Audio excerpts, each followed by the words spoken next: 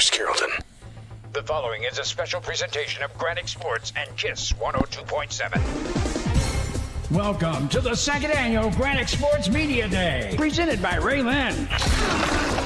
This afternoon, we'll get you ready for the 2020 high school football season. As Matt, Jet, and Nate talk to our area coaches and players. This program is also streaming live on the Gradick Sports Facebook page. The second annual Gradick Sports Media Day is presented by RA-LIN. Also brought to you by State Farm Agent Amy Brown, Marcy Heath and Inoventive Business Consulting, West Georgia Plumbing and Septic, and Southland Insurance. Now, let's go live on the air and on the Gradick Sports Facebook page to the Carroll County Schools Performing Arts Center with your hosts, Coach Nathan Horsley, Coach Charles Jetmore, and Matt Skinner. And thank you so much, Michael Vincent. As always, I say he's the best production director in all of America, and he is for a reason. And welcome in, folks, to the Carroll County Performing Arts Center. Yes, it's another football season, and I can't believe we're already back here. I know that time has really seemed to really be stand still in the last couple of months, but we're back here, and we're kicking off another high school football season alongside Coach Charles Jetmore and Coach Nathan Horsley. I'm Matt Skinner. We got Joel Brock behind the camera today, and thank you guys for watching on our Gradick Sports Facebook page. We really appreciate it, and David Brock back in studios with a good friend Dusty as well. So, gentlemen, I ask you the question, are we going to have a better year than we did last year? Yeah. I mean, like I said, I think a lot of people this year are going to be very grateful that these kids are going to get the opportunity to be able to do this. You know, after a lot of kids missed out on baseball and everything else, I really think that when sports opens up in this West Georgia area, if they're allowed to have fans, I think schools are going to make a lot more money this time on the attendance because people are going to want out and be able to see things. Well, logic's going to have it that you're going to have a better year. You're in different classifications. You got new people that you've not played before. You've got some rivalries that are being renewed, Harrelson and Bremen, for example. And just getting out, man. I mean, just think about it. A lot of these folks have been cooped up since November or wherever it was, Yeah. you know, March, I think it was. Right. So, yes. Well, it is nice to know that here we are in a month, a little over a month from today, we'll be getting ready to play some high school football. Obviously, there is a 2-week delay that was announced Monday by the Georgia High School Association. I'm just glad we are going to get to have football. All other fall sports are going to stay as is. Therefore, softball, volleyball, cross country are going to stay the same. And then, of course, high school football will get started on Labor Day week, which, Coach Horsley, if I'm not mistaken, back in y'all's day, y'all played starting out on Labor Day anyway. So it's just like the old school days. Yeah, I mean, for a lot of us, you practiced. You know, last part of July came in August. You played the first game the Friday night before Labor Day. You came in on Monday and you got your tail chewed if you won, or you got your tail chewed if you lost, and then you got ready for the next ball game. So I mean, it's normal back on that calendar, but I don't remember our state championships going as late as what they've got them right now. Ho, ho, ho. Merry Christmas. Christmas. Merry Christmas. We need to square something up real quick. What has happened is the regular season has been pushed down. You can still play, according to what I was told at Georgia High School, you can still play your scrimmage games. Correct. So some of those scrimmage games, I guess, will still go on as scheduled. You're exactly right, Coach. August 21st, the original start date for high school football is actually going to be the start for scrimmages. You can inter-squad scrimmage starting after your acclimation period, if I'm not mistaken, if I read that right. But so everything's pretty much the same except for the actual regular season being pushed back 2 weeks. And, hey, as long as we get it, I'll be patient enough to wait as long as we can be on the field Friday nights. And it starts on that first night, looking ahead, Bowden and Temple playing each other. We're going to get ready to talk to Coach Finley here in a second, but there's some pretty marquee matchups this year. You already mentioned different classifications. We got 4 teams in one region in our area that we're going to get to watch this year. Yeah, and of those 4, and then a team that's farther south out of our viewing thing, those 5 there are used to going to the playoffs. And it's going to be interesting in that region this year because one of those teams who's normally been in the playoffs may be sitting at home this year. They'll get to have Thanksgiving dinner They'll at home. get to have Thanksgiving dinner at home. You're right. And the wild thing about it is it's conceptual that, You may win only one region game and get to be in the playoffs in that region. Right. As far as Bowden is concerned, don't you know that they're excited about that new football field? Yes. I mean, that thing, I went to see that thing. That is absolutely incredible. And the cool thing about it is, used to you'd be on one sideline and you couldn't see anybody over on the other sideline because the crown was so. Now you can stand on the sideline and you know there's somebody over there. And you don't have to worry about staying in no mud either. That's true. And don't forget, in your backyard, they got a new field as well. Yeah, Mount Zion. So it's going to be, a big opener for them when we go out there week 2 when they play Landmark Christian, to see their new facility as well. And Coach, you know what I brought with me here? Cheat sheet. What is that right there? It's a cheat sheet. What does that say right there? Facebook web stream schedule. Yes. So but you're talking Italian to me. So for the first time ever in Gradick sports history, we're going to Facebook live stream one game each week. So and we're gonna have the tailgate and halftime show on. So they're gonna have to see your face starting at 5 o'clock. Poor folks. So yeah, poor them. So we'll have the tailgate and halftime show live from the stadium. Thanks to our good friend behind the camera, Joel Brock, and then we'll have the game of the week. Our good friend Patrick Glory and his crew are going to have that for us, and I've actually got the schedule, and we'll go over the schedule. But the month of September is going to be wild. Temple at Bowden will be at that game, then Bowden at Bremen, Landmark Christian at Mount Zion the following week, and Darlington at Heard County. So right off the bat, we're getting some big-time ball games. And the thing about it is, I don't know of anybody who goes to the extreme, and I'm not saying this because our boss is sitting out there. I'd say it anyway. I don't know anybody who goes to the extreme that Steve Gradick does to give people the community voice that they deserve, and I mean that sincerely. And not only that, but you know this, Nathan, and anybody who's watching, there are a whole lot of kids who never get one lick of notoriety. Now with this Facebook web stream, I'm not used to all this. You just show up and I'll take care of the rest, okay? I need you to just be the same. They're going to be seen, though. That's the cool thing about it. People just need regular old Dr. Charles Jetmore, okay? Can we have that? Oh, yeah, okay. But they'll be seen. Okay. Kids will be seen. It won't be just John ran for 100 yards. They'll actually see it. Right, and instant replay. So, I mean, it's going to be a very professional type broadcast. And I do want to take this time, and I am remiss if I don't. I should have done this to start off with. Our thoughts and prayers are with Mitch Gray. Obviously, he is West Georgia High School football and has been. I think this would have been his 40th year, 39th year.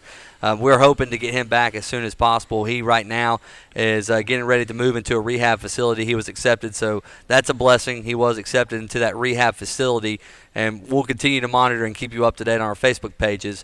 But if you haven't already, we're doing a promotion right now with Mitch. We have a video. You got a chance to make a video. Me and Coach did one the other day. Make him a video, keep it 30 seconds or less, and you can actually upload it. And that's on our Facebook page in the pin post at the top of the screen. It shows you how to do it. It's really simple. If Coach Jetmore can do it, anybody can do it. So go on there and make sure you send a video to Mitch. But before we continue, Coach Horson, I'm sorry about that. And like I said, with the whole new web stream stuff, that just gives another avenue for people to be able to see a high school football game. Right. Especially, as a lot of our listeners have gotten older who can't get out to see a ball game, that's going to allow you to be able to see that ball game. I mean, there may be times where, you've got it and be able to see it. Right. You may just want to watch it live right there, turn the TV down, and just listen to one of our announcers out there putting together the ball game and letting you hear it, just like it was. Or the way it is. I'm sorry, the way it is. You can watch one game and listen to another on one of the other Gradick stations, 102.7, 98.9. You can. That's pretty smooth, actually. It is. Absolutely. I think, all 9 of our teams are going to be in action that first week, too. So folks, I'm telling you, we're going to have fun tonight, but we can't wait until the start of Media Day. We've got, I'll go ahead and give you a rundown of the schedule. We're getting ready to bring in Bowden here tonight. Garrett Gray and Robert McNeil are going to join us, defensive lineman, offensive lineman, and then the sophomore quarterback. Hard to believe McNeil's only a sophomore. He was so impressive last year. But we've got Bowden at 5:15 coming up here in just a moment, followed by Central and Coach Darius Smiley. They had, an up-and-down year. I think they lost 6 games by 8 points or less. They were in pretty much every single ball game they played last year. Mount Zion, the injury bug hit them bad last year. We'll talk to Coach Brad Gordon and his 2 guys that he's bringing. Temple, we'll have Coach Scotty Ward right at 6 o'clock with Appalachian State commit Justin Eisler and Phillip Johnson, one of the top returning running backs in our area. Villarica, Coach Christian Honeycutt. At 6:30, we'll have offensive coordinator John Cooper and Brock Bibby and Stephen Slappy Jr. are going to be up here on the stage. That's from Carrollton, That's right? from Carrollton, correct, at 6:30. At 6:45, Coach Scott Peavy. Or actually, at 6:45, I need to change that. I gave us the wrong schedule. I've done screwed up already. 6:45, and the reason that is Heard County is going to be going. And at 7 o'clock, Haralson County, and at 7:15, Bremen. Haralson County and Bremen had their physicals today, so they might be a little bit later on. So we'll have that be the schedule right then and there. But what are you most excited about out of those teams to start off with? Well, before I do that, yes, folks, there's going to be a few changes in the radio crews, but don't get bent out of shape. This young man sitting beside me has done yeoman's work, and I'd say it again, even if he wasn't sitting here, to get all that squared away. Kenny Walker had surgery on his eye today, and Kenny, we're thinking about you as well. Now, as far as the season is concerned, what else can you ask for? Central, again, is moving to a different region. And I looked at their schedule, man, and it'd be wonderful if they were in the playoffs, and they can. Yeah. Some other schools that may shock some folks, don't be surprised if Temple is one of those 4 out of their region. Don't be surprised at all, because if Phillip Johnson has any kind of year, this coming year like he did last year, that's conceptual. Yeah, I think one of the biggest things, like you said, is going to be the new teams that we get a chance to be able to see this year that are going to be with Central headed north into that north region. Of course, a lot of people know about Cedartown. That's going to be a familiar foe, and even Carrollton opens up with them this year. But, seeing those teams, and then also, Villarica changing regions, getting out of there with Carrollton and Rome and all that group, and, moving to another one to see how – even in how things get once you kind of get out of those juggernaut regions that those 2 teams were in last year, to see now how their programs have developed and how those kids respond to getting in there against different opponents, especially when it's a lot of kids, especially now when you're playing kids you didn't grow up with or against every weekend when you were playing ball growing up. Now it's a little different. And one cool thing that I absolutely am so glad about, Class A is actually going to be Class A. Nobody's going to determine anything except who does what on the football field. The private schools have their thing. The public schools have their thing. And nobody's got to figure out to the, 41st decimal point, how many points you got. And That's all pretty this accurate. They're going to play for real. And it's not that they didn't play for real, but I would hate to know, y'all, that I played my heart out, and then somebody got however many points that they got for a win or a loss or whatever it was, and I'm sitting at home and somebody else is playing. Yeah. This year, Class A, baby, is football. And I'm disappointed in you. Me? Yeah. What it is? Because I figured Mr. GHSA would make a point. Y'all forgot about the new thing that goes on this year. It's got a state championship. Oh, yeah. Are you talking about tag? Flag tag? Flag tag. Are any of our local teams playing flag football? I don't know. But that's something different. They're playing for a state championship. It's like EA Sports. Same thing. But, like I said, so I don't know if anybody's playing. That's pretty cool, actually. It is. Now, that you got the girls. If you got that many girls to be able to kind of pull from, if it's not taken away from your softball program. Are they going to play Mercedes-Benz while the guys play No, they play at Georgia State just like the rest of them. It's already been scheduled. But is the flag tag going to be co-ed? No. No? Well, I didn't know. No, Mr. Title IX. You got the other one offered. Oh, I forgot about Title IX. How do you forget about Title IX? It's easy. No, it ain't. You just don't pay attention A lawsuit makes it not easy. But, hey, when we come back, we'll start out with our first team of the night. Yes, the Bowden Red Devils. Head coach Rich Finley, Garrett Gray, and Robert McNeil right here on KISS 102.7 and our Gradick Sports Facebook page. RA-LIN's Project Spotlight. The Pope McGinnis Student Activity Center, an indoor facility featuring a full-length artificial turf field, A first in the state of Georgia. complete with 2 end zones, weight room, auxiliary gym, cheerleading and wrestling rooms, and crowned the 2020 Build Georgia Awards First Place Project. RA-LIN, Carrollton City Schools, Southern A&E, and trade partners are confident the Pope McGinnis Student Activity Center will develop the sportsmanship and character of future generations. RA-LIN, building skillfully and ethically for over 48 years. Online at ra-lin.com. Inoventive Benefits Consulting delivers short and long-term strategies to gain control of your benefits spend, mitigating high medical and prescription claims with measurable and proven solutions, which can save employers millions without sacrificing benefits. Brokers work for the interest of the insurance company, delivering double-digit increases, making healthcare unaffordable for your employees. Isn't it time you had a benefits consultant working for you? Contact Marcy at 678-821-3508. Meet Dave. Dave always wore the same gray shirt to work every day. Monday through Friday, gray, gray, gray. Then one day, Dave decided to switch things up and wear that Hawaiian shirt his mother gave him, and that's when Wendy in accounting took notice. You can make a difference when you switch things up too. Switch and save an average of $536 by calling your local State Farm agent today. To switch and save on your auto insurance, call State Farm agent Amy Brown in Villa Rica. Like a good neighbor, State Farm is there. Average annual household savings based on a 2019 national survey by State Farm of new policyholders who reported savings by switching to State Farm. Oh, I've had it up to here with this daggum toilet. This is why I told you to call a professional. Maybe I could help. Whoa, how did you get in our bathroom? Don't mind me. I'm just your friendly neighborhood plumber, here to save the day. You did it! Wow, thank you, friendly neighborhood plumber. All in a day's work, ma'am. At West Georgia Plumbing and Septic, we repair what your husband, well, can't. To schedule an appointment with your friendly neighborhood plumber, visit westgeorgiaplumbingandseptic.com. Whether it's a car accident, storm damage, or a fire, when the unthinkable happens, it doesn't matter if you saved money in 15 minutes. In this moment, it doesn't matter if your neighbor has the same insurance you do. In this moment, what matters is that your independent insurance agent and the company that stands behind them have you covered. Auto Owners Insurance, the no-problem people. Visit Susan, Gary, and the rest of the crew at Southland Insurance on Corporate Drive in Carrollton or online at southlandinsagency.com.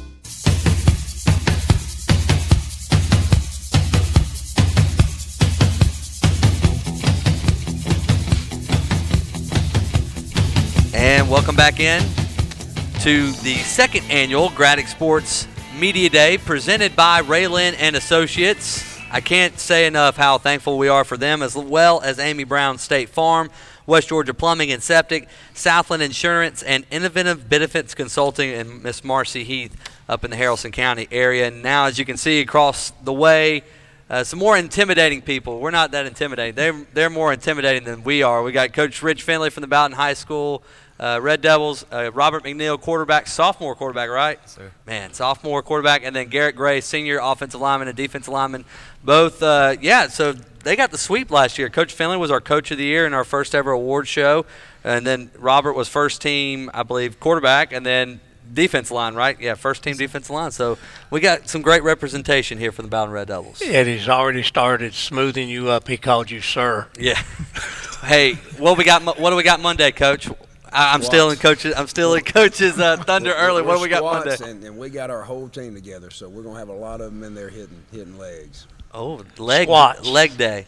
Well, let's talk a little bit about the Bowden Red Devils last year. It was a phenomenal year. You got off, beat your rivals right off the bat. That was a great ball game. Cam Buchanan's 97-yard pick six, and then had a great season. Ran into some injury problems, and we all know in single-A football you lose 4 or 5 kids. I mean, that makes a big impact. Not to make excuses for you, but tough loss in the second round. But coming back now, don't have to worry about power rankings, none of that mess, and here we are. What are we looking at this season for the Red Devils? Well, it makes football fun. Not that it wasn't fun, but without power rankings, we're just like every other classification in there's a region title on the line that you go play for. You know, you don't have to cross over. The region title means something. You lose a game in there and you win the region title, you can still be the 1 seed coming out and get a good bracket to be in. So we're excited. That's our #1 goal of the year, is to win the region championship. And then, you know, from there we hope that snowball and we get to play them well. All right, I'm going to ask Robert a question straight up, and it's not one that I got to do this to you, Hoss. If I didn't do that, you'd think I was sick. You have a real wonderful chance of playing after Christmas. You know that, don't you? Yes, sir. Because the state championship will be like on the 28th. What a Christmas present, man. What do you think about that? Wouldn't that be cool? And cold also. Cold. I hate the cold, but yeah, it'd be pretty cool. You can handle the cold if you get that trophy, though, right? Oh, yes, sir. Oh, yeah. Sure. Now, your partner there, he hadn't said a word about playing for a state championship. What do you think? I feel like we have a good chance this year. Even in the cold? Oh, I love the cold. I love the cold. Big boys love the cold weather. I know. Us big boys love the cold. Yes, we do. The colder, the better. So. Well, talk about the new turf. We're excited to get there. I know it's going to be a lot nicer. You're not going to be muddy on Friday nights, and you're going to be able to see across the way. Yes, Sports Turf did a great job. It's a beautiful field, one of the best-looking fields probably now in Class A ball in the state of Georgia. And I think the luxury we like the most is now we come out of our field house and we practice. We've got lines we don't have to strike. We've got hash marks. We've got play clocks and clocks to kind of structure our practice. So I think the community will be excited when we finally get to go out there and play a scrimmage game on it. Could you imagine, you know, coming out now as a coach, not every bit learning how to paint a field or do any of that other kind of stuff now because you walk out and it's already done for you? I told you, when I was at Mount Zion, I used flour. I'm just as serious as I can be. We didn't have paint, and I used flour to line the field off, and it worked. It worked great. And when it rained, it didn't go anywhere either. It just stayed there. But as far as your field is concerned, I went to see that thing. That is beautiful. Now, with that being said, Garrett, will it make your play different in your mind? Well, Coach Finley keeps telling us we're going to make us a little faster. And, It feels real good, too. It feels real smooth and comfortable.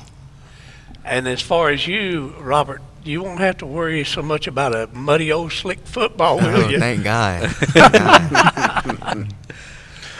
It also probably helps you a little bit better in your passing game, too, because now you got a flat surface to throw at instead of throwing downhill when it's going over there. So, you know, now the receivers have got no excuse when they can't catch football. Yeah. So. Well, looking at you guys' schedule, I want to hear from all of you guys. Y'all are playing a lot of local schools. You got Temple, the very first game of the year. Haralson County's on there, Mount Zion, and Bremen. I mean, that's a pretty fun schedule. So a lot of competition early on in the season. Well, it's good for Gates if we get to actually have fans in the stands, which I think people have been away from sports and other people for so long. I think if they do open that up, our crowds will be good. But it's always good to play people close by. That's your rivalries. We've got Bremen. We do play Mount Zion, Temple. You know, that's a big history between the two schools, right. and even Haralson County. So a lot of people you know too, and even family members. So you got cousins and things playing for some of those schools. So it makes it exciting. What about you, Robert? The schedule seems pretty tough. Our first 3 games be one of our hardest games. You know, Temple, they're very good. They have some very good players, 3 good players actually. I'm going to have to look out for on that DN right there. Yeah, Justin Eisler going to be coming for you. I'll let you know that. He's coming. He's coming. Yeah, Central, they're going to be pretty good. It's going to be a pretty good ball game. You know, we're just looking forward to play them. That's right. You're scrimmaging Central, too. So that would be a lot of fun. What about you, Garrett? I think I'm most excited to play Haralson County. I heard they're real physical, and I love that. I love hitting, boy. I love it. Well, fellas, I don't know if you know this or not, any of the 3 of you, but one of the things that Mr. Gradick has done is he's having your game live streamed worldwide. Did you know that? Your first ball game, yeah, I can see it in your eyes. Oh, my goodness. Yeah, live streamed worldwide. That's we're going to be doing that for, I think, at least 10 games. Yeah, so we'll actually have Bowden on the first 2 weeks. The Bowden-Bremen game will be on our Facebook page, and Temple and Bowden. So the very first 2 games you are going to get to have. So you're going to be playing in front of a lot of people on the Facebook world, too. That's cool. That's real cool. Yeah, that's nice. So, new field, and you're going to be, it's not TV stars, but you're going to be radio stars. I mean, what else could you ask, man, really and truly? But it really doesn't matter because once the ball is snapped, it's the guy in front of you, isn't it? Yes, sir. Like, nothing else on my mind but what's on the field. Better be. I think a man right there will explain the facts of life to you if it's not. Now, let's go another step. COVID. Everybody and has talked about that. What has that done to help you guys get even closer, Robert, as far as camaraderie is concerned? COVID, it was tough at first. We couldn't see each other, so when we got to see each other, we was very excited. We spent more time with each other than we usually would if COVID wasn't around. So we bonded more as a team. We hung out a lot more. We wasn't able to hang out with other people from different counties or down the road. It's just all of us together in Bowden. We couldn't leave. So, hanging out with each other more, bonded more, and got closer. Garrett, how about you? Really what Robert said, it brought us together more. I feel like team chemistry is, getting up there for real, and since we've been back. So I feel like it brought us closer together. Weird, isn't it? Yeah. That's weird. What was it like, when everything hit in March and, you had that whole window there? You guys go from lifting every day to your normal routine of everything. What did you guys do to kind of keep your mind off of a lot of things that was going on? Because it was completely different for all of us during that time. And, I know it kind of, a lot of people did a lot of self-reflecting. You see a lot of people now have kind of, they changed up how they did things. Did you guys kind of sit down and, re-examine a lot of your film stuff and look at a lot of that kind of stuff? Or did you guys just be normal kids and get ready for Call of Duty and Fortnite and do what you didn't normally do? I played Madden. Okay. So football. So. He admitted he played Madden. I played Madden. Played Madden and worked out, really. Honestly, my mom wouldn't let me leave the house for 2 weeks, which sucked. But I went to Garrett's house a lot and beat him at Madden. Well, from a coaching standpoint, I'll say this. The day that we shut down was the day that we were going to get on the bus and go compete for a Class A weightlifting state championship, which, I'll go on record saying we would have won. It was something exciting we were going to bring to Bowden. And we didn't get to go do that, didn't get to bring that trophy home, didn't get to go get those weightlifting rings. So it probably took me 2 weeks to get over that. We had worked so hard. As far as what COVID taught me, it taught me how important relationships are. And, that was the big thing. We had a coaches meeting about 2 weeks into the pandemic, and, what makes us successful is our relationship with our players and how hard they play for us on Friday night. And I didn't want to lose that. So we sat down as a coaching staff, and each coach took about 6 or 7 kids. That was their group. We called once a week. We texted to make sure they were doing things, and then we had body weight workouts for those that couldn't get in the weight room and conditioning. We had weight workouts for those. Once we realized this was here for a while, you couldn't just lose all your gains. Right. So we did things differently, trying to keep the relationships. Well, I got one last question before we get you guys off. We look now at today's July 23rd. We look now in a couple more months. What do you want to tell the Bowden folks out there that are getting ready to watch you guys? What can they expect from your football team coming up on Friday night, September the 4th, against the Temple Tigers? Well, I can guarantee you we're going to play as hard as we can every Friday night. It's going to be exciting football to watch. You play hard, you give yourself a chance to be in games and win games. And then if you go execute on top of that, then you have a chance to win a lot of ball games. Our kids are excited to be back. We return a lot from last year's football team, so we do have high expectations. Our 3-team goals are: number 1, we want to win a region championship; number 2, we want to win a playoff game; and number 3, we want to be a round 3 football team. So if we achieve those 3 things, we're going to feel pretty good about the success of our season. And I'll go ahead and tell you, we got 2 good football teams to scrimmage, and then we're opening the season with about 4 or 5 good football teams. So if they want to see some exciting football, they need to show up and tune in. Awesome. Y'all want to add anything before we let you guys go? We're excited.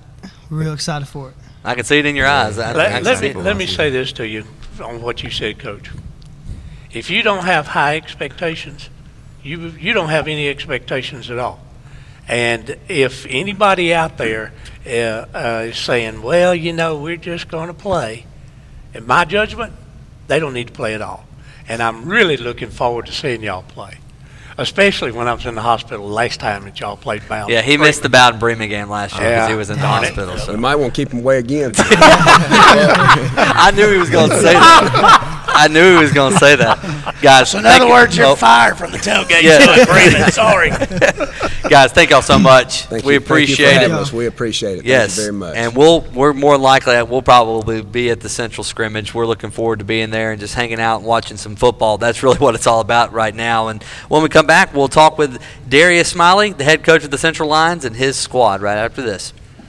Thank you, guys. We appreciate it. RA-LIN's Project Spotlight. The Pope McGinnis Student Activity Center, an indoor facility featuring a full-length artificial turf field, A first in the state of Georgia. complete with 2 end zones, weight room, auxiliary gym, cheerleading and wrestling rooms, and crowned the 2020 Build Georgia Awards First Place Project. RA-LIN, Carrollton City Schools, Southern A&E, and trade partners are confident the Pope McGinnis Student Activity Center will develop the sportsmanship and character of future generations. RA-LIN, building skillfully and ethically for over 48 years. Online at ra-lin.com.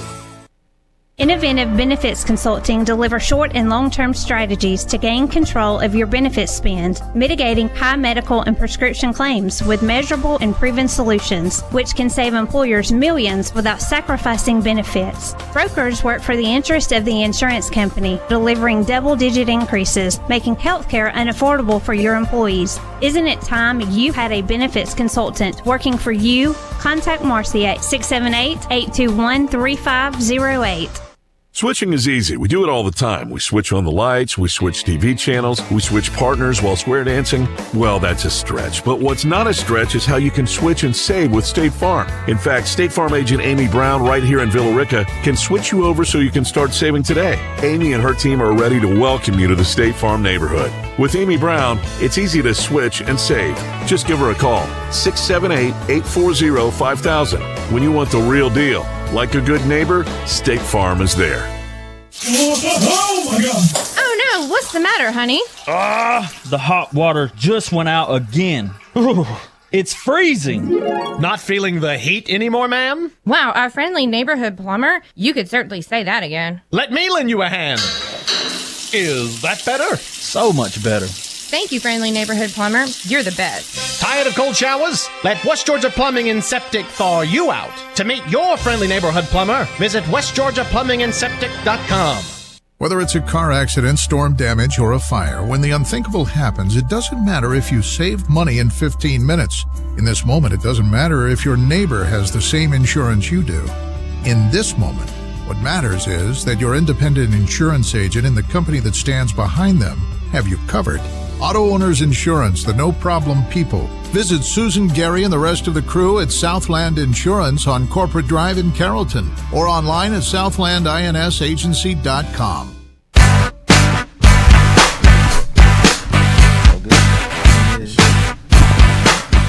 And welcome back into the second annual Gradick Sports Media Day presented by RA-LIN Associates. We appreciate all of our fine sponsors, Amy Brown State Farm, West Georgia Plumbing and Septic, Southland Insurance, and Inoventive Benefits Consulting. That's a mouthful, but we love Marcy. We love Miss Marcy up in Haralson County and all the stuff she does for folks. And Will, we got Central High School coming in now. Coach Darius Smiley, and we got Christian Cervantes and Colin Jenkins. How are you guys doing today? Doing good. Y'all ready to play some football? Yes, sir. We finally got some clarity on Monday. We know that the season has been delayed, and that's okay as long as we have it. As long as it's in the fall like God intended it to be, that's fine with us. But, Coach Smiley, let's talk a little bit about your team last year. You were in a tough region. I mean, probably, if you look at it, one of the toughest in the whole state, regardless of classifications. I think you had 6 games that were decided that the 6 games I think you lost were what? You lost by 8 points or less. I mean, you were in every single ball game you played last year. Could have gone either way. Just talk about last year's team before we get talking about this year. We struggled, a little bit. I felt like we did a good job staying in every game, like you said. Of the 7 losses that we had, 6 of them were by a touchdown or less. So, kudos to our kids for putting themselves in position to be in every game and have a chance to win it. We just didn't get over the hump. 7 times last year, and so far this year, our guys are working with the intent to get over the hump. But definitely proud of our guys from last year. I want to give a huge shout out to our senior class last year. We probably had the best class that we've had in regards to sending guys to the next level. We signed 8 guys, so very proud of them for that, and just proud of our guys and our football players, overall for what they do in the classroom, how they conduct themselves in the community, and just being good kids. Christian, you want to talk a little bit about last year? Yes, sir. I mean, like he said, we struggled too, but it was the ability to get over the hump, and we couldn't finish those ball games like we had to. Colin, you want to add anything? Yeah, we came close. A lot of games, should have won. A lot of games we should have been playing in the playoffs that year, but sometimes it's in the past. It wasn't meant to be. Yeah, Chip. Well, the good thing about it is you're in a new region. Now, I'm kidding when I say this, but the rumor is that you guys are going to get a big apartment up in North Georgia because instead of going up there, coming back, going back. But really and truly, where does that help you or hurt you as far as travel and the new region? I think it plays a good part in – I think it'll play a big part in how successful we are. Right. Like you guys said earlier, our region last year was probably the toughest in the state in 4A. Oh, most definitely. Not to take anything away from the teams that are in our new region, it's just not as tough. Right. As the Sandy Creeks, the Carsvilles, the Troup counties. But everybody in our new region made the playoffs but us. So, for us, that's, our ultimate goal is to make the playoffs this year. I think from an athletic standpoint, it plays into our favor. We're not seeing 5 or 6 D1 commits every time we step out against a region opponent. So I think that'll help. I think the playing field will be a lot more level with us going into this new region. So I'm excited about that. I think our kids are excited about that, and the opportunity to play new people. I think that's the biggest thing. I think our region is going to be a well-coached region, a well-disciplined region, and I think it's going to come down to who has the best players and which of the coaching staffs can put their players in the best position to make plays. And also, you talked about the senior class that you had last year and how, a lot of those kids contributed a lot. And so with those seniors being in there, there was a lot of those underclassmen who were kind of waiting their turns. And so who are some of those underclassmen now that are going to have to kind of come in and, now is their time to be a Lion? I'd start with our quarterback, Bo Ivy. I mean, he played some as a sophomore. Last year probably didn't go the way he wanted it to go with Kashif moving in, but so far he's taken ownership of our offense and he's done a great job so far. So I'm very excited to see what he will do as far as leading our offense. We got a young offensive lineman in Jackson Burns who's going to take over center duties. We're moving Colin from center to guard. And Jackson's going to help us out.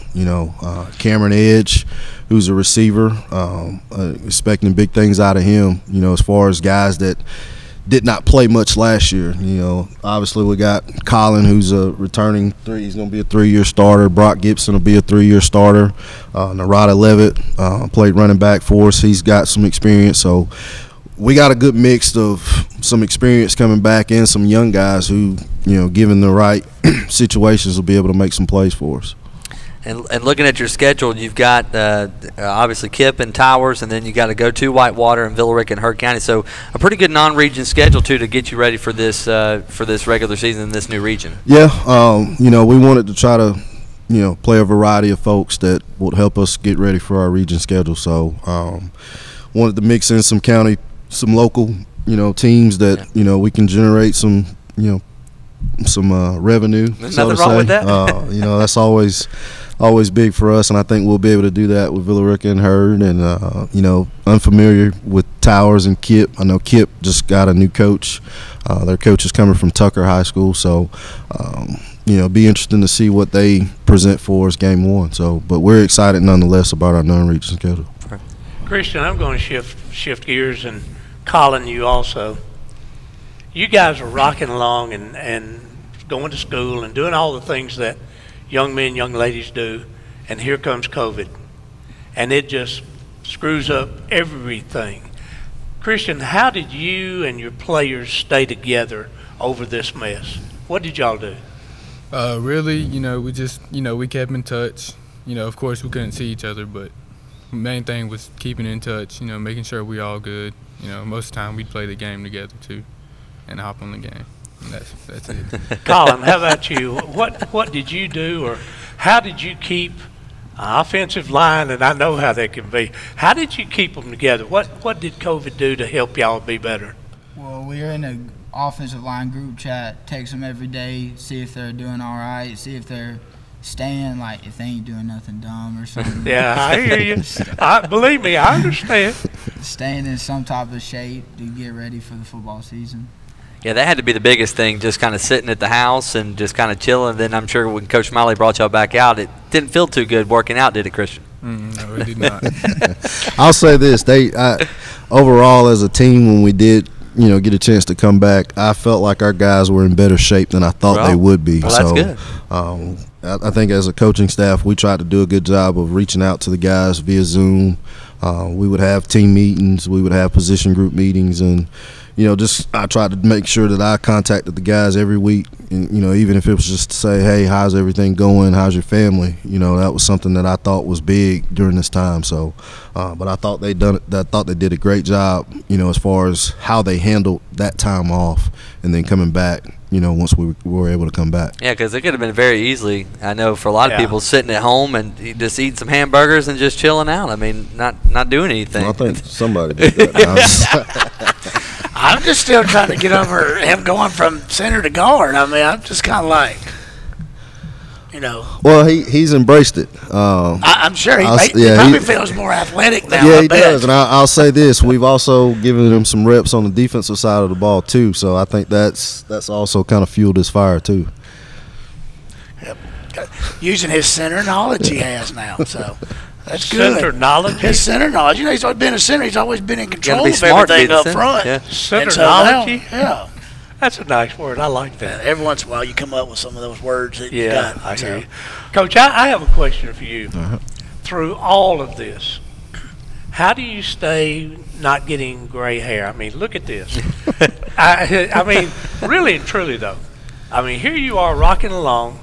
You've had a season where we've just said that you could have really done well, and it just didn't happen. You're really looking forward to the coming year, working out, weights and everything. And here comes COVID. How do you stay sane, man? I mean, it definitely put everything into perspective. You just roll with the punches, and I think that's the best way to describe it. Right. I mean, we got word from GHSA today about the JV schedule. So I'm in the office today trying to contact local schools about pushing our games back to make sure that everything mirrors up with the varsity schedule. So every day there's something new, and you just got to be able to adjust. And I think COVID has taught me as a coach that you can't get caught with your pants down. Right. You got to be ready to adapt and make changes and move forward with whatever is given to you. Okay, y'all got anything else for Christian and Colin? Are y'all ready to play? Oh yes, sir. It's been a long time. I can see it. I can see it standing over there in the alcove, man. You guys are chomping at the bit, and these two down here that are waving and hollering, but they're not really. I understand, Hoss, believe me, and I'm going to tell you something. Somebody's going to suffer for all of the crud that y'all been through, won't they? Yes, oh sir. Yes. Well, we look forward to it. Can you clarify something? We had a group chat. We got a group chat going, and one schedule said that y'all were at Bowden. Another schedule said that y'all were at Central for the scrimmage. And I forgot to ask Finley, but since you're on here, we're at Bowden. Thank you. All right, we've got it clear. we got it clarified. We're at Bowden. We're gonna open up on the new turf over there. On the new turf, break in the new turf. Yeah, it was me and Coach Finley when we got together. It was more so try to get both communities to come out and be able to raise funds and then split those funds between both programs. But I guess with COVID, we're not sure if fans can come, how many fans will be able to come if they can.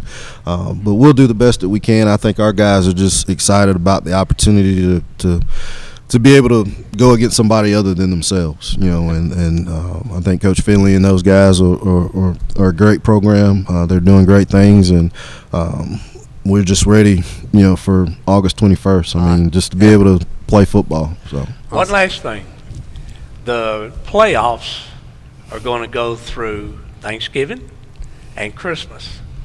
Wouldn't that be a cool turkey day?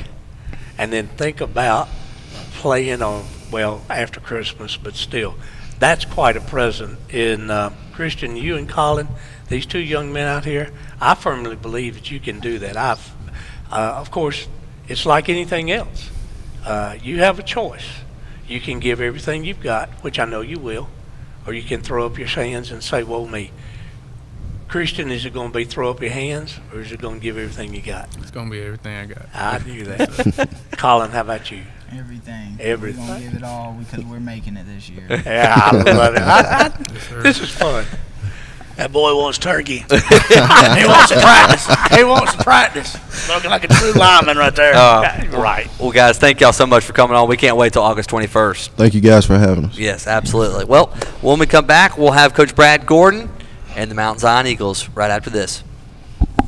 RA-LIN's Project Spotlight. The Pope McGinnis Student Activity Center, an indoor facility featuring a full-length artificial turf field, a first in the state of Georgia, complete with 2 end zones, weight room, auxiliary gym, cheerleading and wrestling rooms, and crowned the 2020 Build Georgia Awards First Place Project. RA-LIN, Carrollton City Schools, Southern A&E, and trade partners are confident the Pope McGinnis Student Activity Center will develop the sportsmanship and character of future generations. RA-LIN, building skillfully and ethically for over 48 years. Online at ra-lin.com.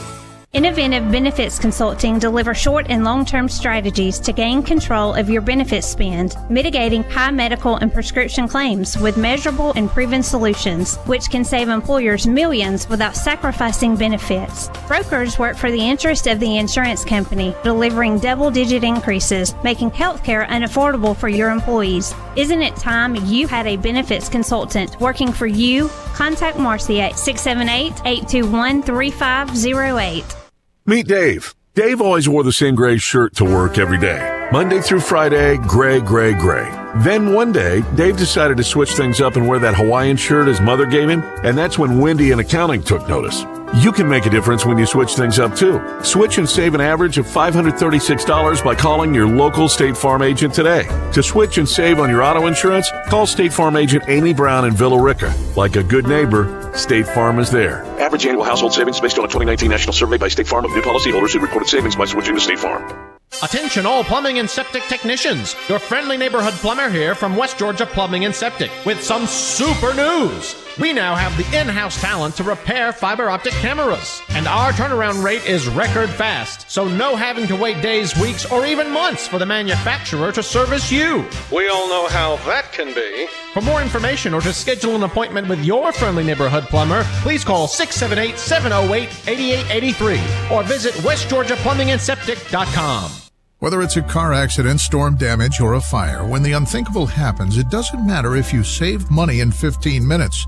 In this moment, it doesn't matter if your neighbor has the same insurance you do. In this moment, what matters is that your independent insurance agent and the company that stands behind them have you covered.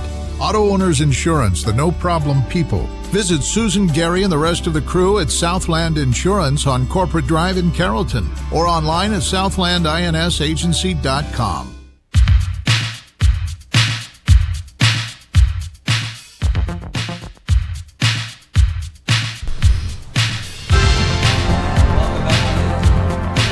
Welcome back into the Gradick Sports Media Day. It's our second annual one, brought to you by RA-LIN Associates. I'm pulling up our stream right now. I've got the a lot of people are watching. 75 people are watching right now. We appreciate everybody watching and all the people commenting. Jimmy Beck back home in the ATL is doing a great job interacting with all of our fans. And for our radio listeners, make sure when you get home to tune in to the Gradick Sports Facebook page and give it a watch. We're joined now by Coach Brad Gordon, the head coach and athletic director over at Mount Zion High School. We got Dakota Browning and Jared Morrow with us as well. Guys, how's it going? Very good. Y'all ready for some football? Yeah. Hey, we said August 21st couldn't get here fast enough, and now we're saying September 4th can't get here fast enough, and we're just kind of happy to have football on the schedule now. That's right. At least August 21st we'll get to hit somebody different, even if it is a scrimmage. That's very true. Who are y'all scrimmaging? We're starting out August 21st against Coosa, and then the following week we'll go against Greenville. So. Perfect. Are those at home or away? Both of those this year are going to be at home, I believe. Wow. Very nice. Well, we'll have to come check out the new field. Absolutely. Yeah. I want to know a little bit right off the bat. First, before we talk kind of a little bit about last season, talk to us, and you might not know yet because it just happened yesterday, Alabama High School Association announced that they were going to stay the same. Right. So are you going to lose the Cleveland County game, or are y'all going to be able to make that up anyway? Or? Yeah, we're definitely losing. I talked to Cleveland County's head coach today. We're definitely losing that game. We've got 2 schools that we've already talked to. Okay, we were kind of proactive about this thing because we felt like this was going to happen. Yeah. Unfortunately, it looks like we're either going to get to drive 150 miles north to, to a school, or we're going to get to drive 150 miles south to a school. But either way, we're definitely going on the road. You want to buy them a charter bus? Which way would you rather go, north or south? I'd rather go north right now. Gotcha. So. You want to get him a charter bus, Coach? Okay. Here you go again. Hey, Dakota, I want to know how summer workouts have been so far. I know that we talk and we know about COVID and what all has happened, but you guys are back together now. There's obviously some things in the way as far as the social distancing stuff, but how have summer workouts been getting back in shape? Summer workouts, they've been a change, like, with everything going on. Yeah. But I feel like they've been a success because, like, last year we'd have people missing here and there. But this year we've actually had everybody showing up, everybody's working hard, and I feel like it's been a success even though with everything going on. Fantastic. What about you, Jared? I think it's been really good. Everybody wants to win this year, and they're coming. And this quarantine, we lost a lot of muscle strength, and we've gained it back. I think we gained more back. That's good. Than what we had. Awesome. Good. One of the things that most every kid wants to do who plays is they want to go to the next level. I don't know of many kids that I've ever been around that didn't want to play some type of college ball. Dakota, you made Jared, you made a choice. Tell people what that choice was and why, if you don't mind. I committed to Coastal Carolina, and the reason why, because I feel like it was the best fit for me. I really felt like I fit in that program, and I love the way Coach Shadwell runs that program, and I really love everything about it. I made great relationships with all the coaches, and not bad to be playing on the beach either. Well, right. Dakota, what are some of the things that you're doing so that you get to play at the next level? I'm just coming in and working my tail off every day. I'm just lifting and just getting ready. Well, the thing that you just said is really important. We both know that. Some people, they just don't believe that they have to do anything. Other people, like you, working. As a former coach, I still am one in my mind. The worker is the one that's going to make you better. As far as Mount Zion is concerned, how is it, Coach Gordon, that Mount Zion is getting so many kids up to the next level? How's that possible?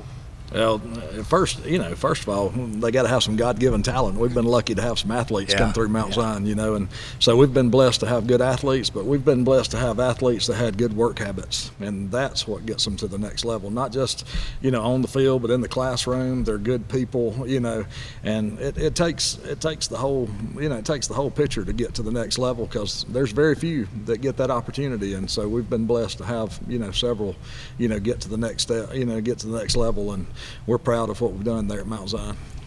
My next question is going to be for all three of you. Last year we came out to the Darlington game, and God, I'm going blank now. We were all looking at it, y'all were all trying to get that field ready to be played on, because we'd had the torrential, rain and all that kind of stuff. But Sports Turf took care of all that. And with that, getting you guys a new turf field and all that stuff. So now from that coaching side, kind of what that now means, and the fact of what you don't have to do now at some time during the week, and then you guys as players, what that field means to you guys now, having the ability to be able to play on that turf. Yeah, as far as the coaching aspect of it, you know, the grass is growing. Doesn't matter when football season starts. You know, we got to keep cutting the grass, and you know, we cut the grass 3 and 4 times a week, and then you know, Thursday nights we're out there to, you know, 10 o'clock at night, you know, trying to line everything off and make everything look good. And now all we got to do is walk out the door, and it's already done. So we're excited because it gives us more time to concentrate on the important things, and that's football. A big part of it that it helps is all the rain practices in the gym when it's not thunder and lightning and the field's soaked and you can't go out there. We can actually go out on the turf and still get a practice in even though it's raining. Nothing's worse than getting tackled on the gym floor. I can tell you that right now. Nothing's worse than that. What about you, Jared? I love the turf. It's this new high-tech turf, and it's not rubber pellets, it's wooden pellets. It feels great, man. It's beautiful. Honestly. Let's talk a little bit about last year real quick, as obviously the injury bug just hit big time. I mean, I think by the time the end of the season, I think you only have one player play in every game, and then you moved kids all around different positions. I mean, I know when we came to the Darlington game, I think there were 4 or 5 kids that got hurt in that game alone, and I mean, it was just kind of a revolving door rotating. So talk to us a little bit. It's got to be nice, you know, having a little bit more on the depth chart coming up this year. Yeah, I mean, you know, last year at this time, we were sitting here with 5 players that had played a meaningful down on Friday night. Yeah. Now we've got 21 players that have started a varsity football game. Wow. So that's the biggest difference. Yeah. You know, that Darlington game you're talking about, I remember, you know, I walked out there and shook Coach Atha's hand, and we're getting ready to start a freshman backfield against, you know, the Darlington Tigers. And so, you know, we went through some growing pains, but those growing pains are getting ready to pay off for us, and we're excited because now we've got that experience, and I'll tell you, we've got a bad taste in our mouth. You know, I don't want to say we got it eased, but you know, things have been going real good for us, and every now and then it takes that little wake up call, and you know, I think they feel like I do. I'm ready to get back on the field on Friday night and get that bad taste out of my mouth because I need football. You know, I'm a sore loser, and so you know, I'm ready to get that bad taste out of my mouth and get started, you know, with the 2020 football season, and that way we can quit talking about last year. If you did not feel that way, I'd be concerned with some outside football. Well, let's talk about this year. No more max preps. Nobody has to have a slide rule, and you people don't even know what that probably is, but I do. No one has to have anything except win, lose, baby, to figure out who goes and plays after the 10 games. And the cool thing about it is those playoffs, fellas, are going to, some of them are going to be Thanksgiving, and then the state's going to be around Christmas time. So tell us about going strictly real Class A football, and then both of you, you know, you can chime in too. You don't have to just sit there. Yeah, you know, of course, we're excited that, you know, now the region's going to be decided on the field. Right. You know, we're excited that we get to determine, you know, what happens in the region as far as playoffs and all go.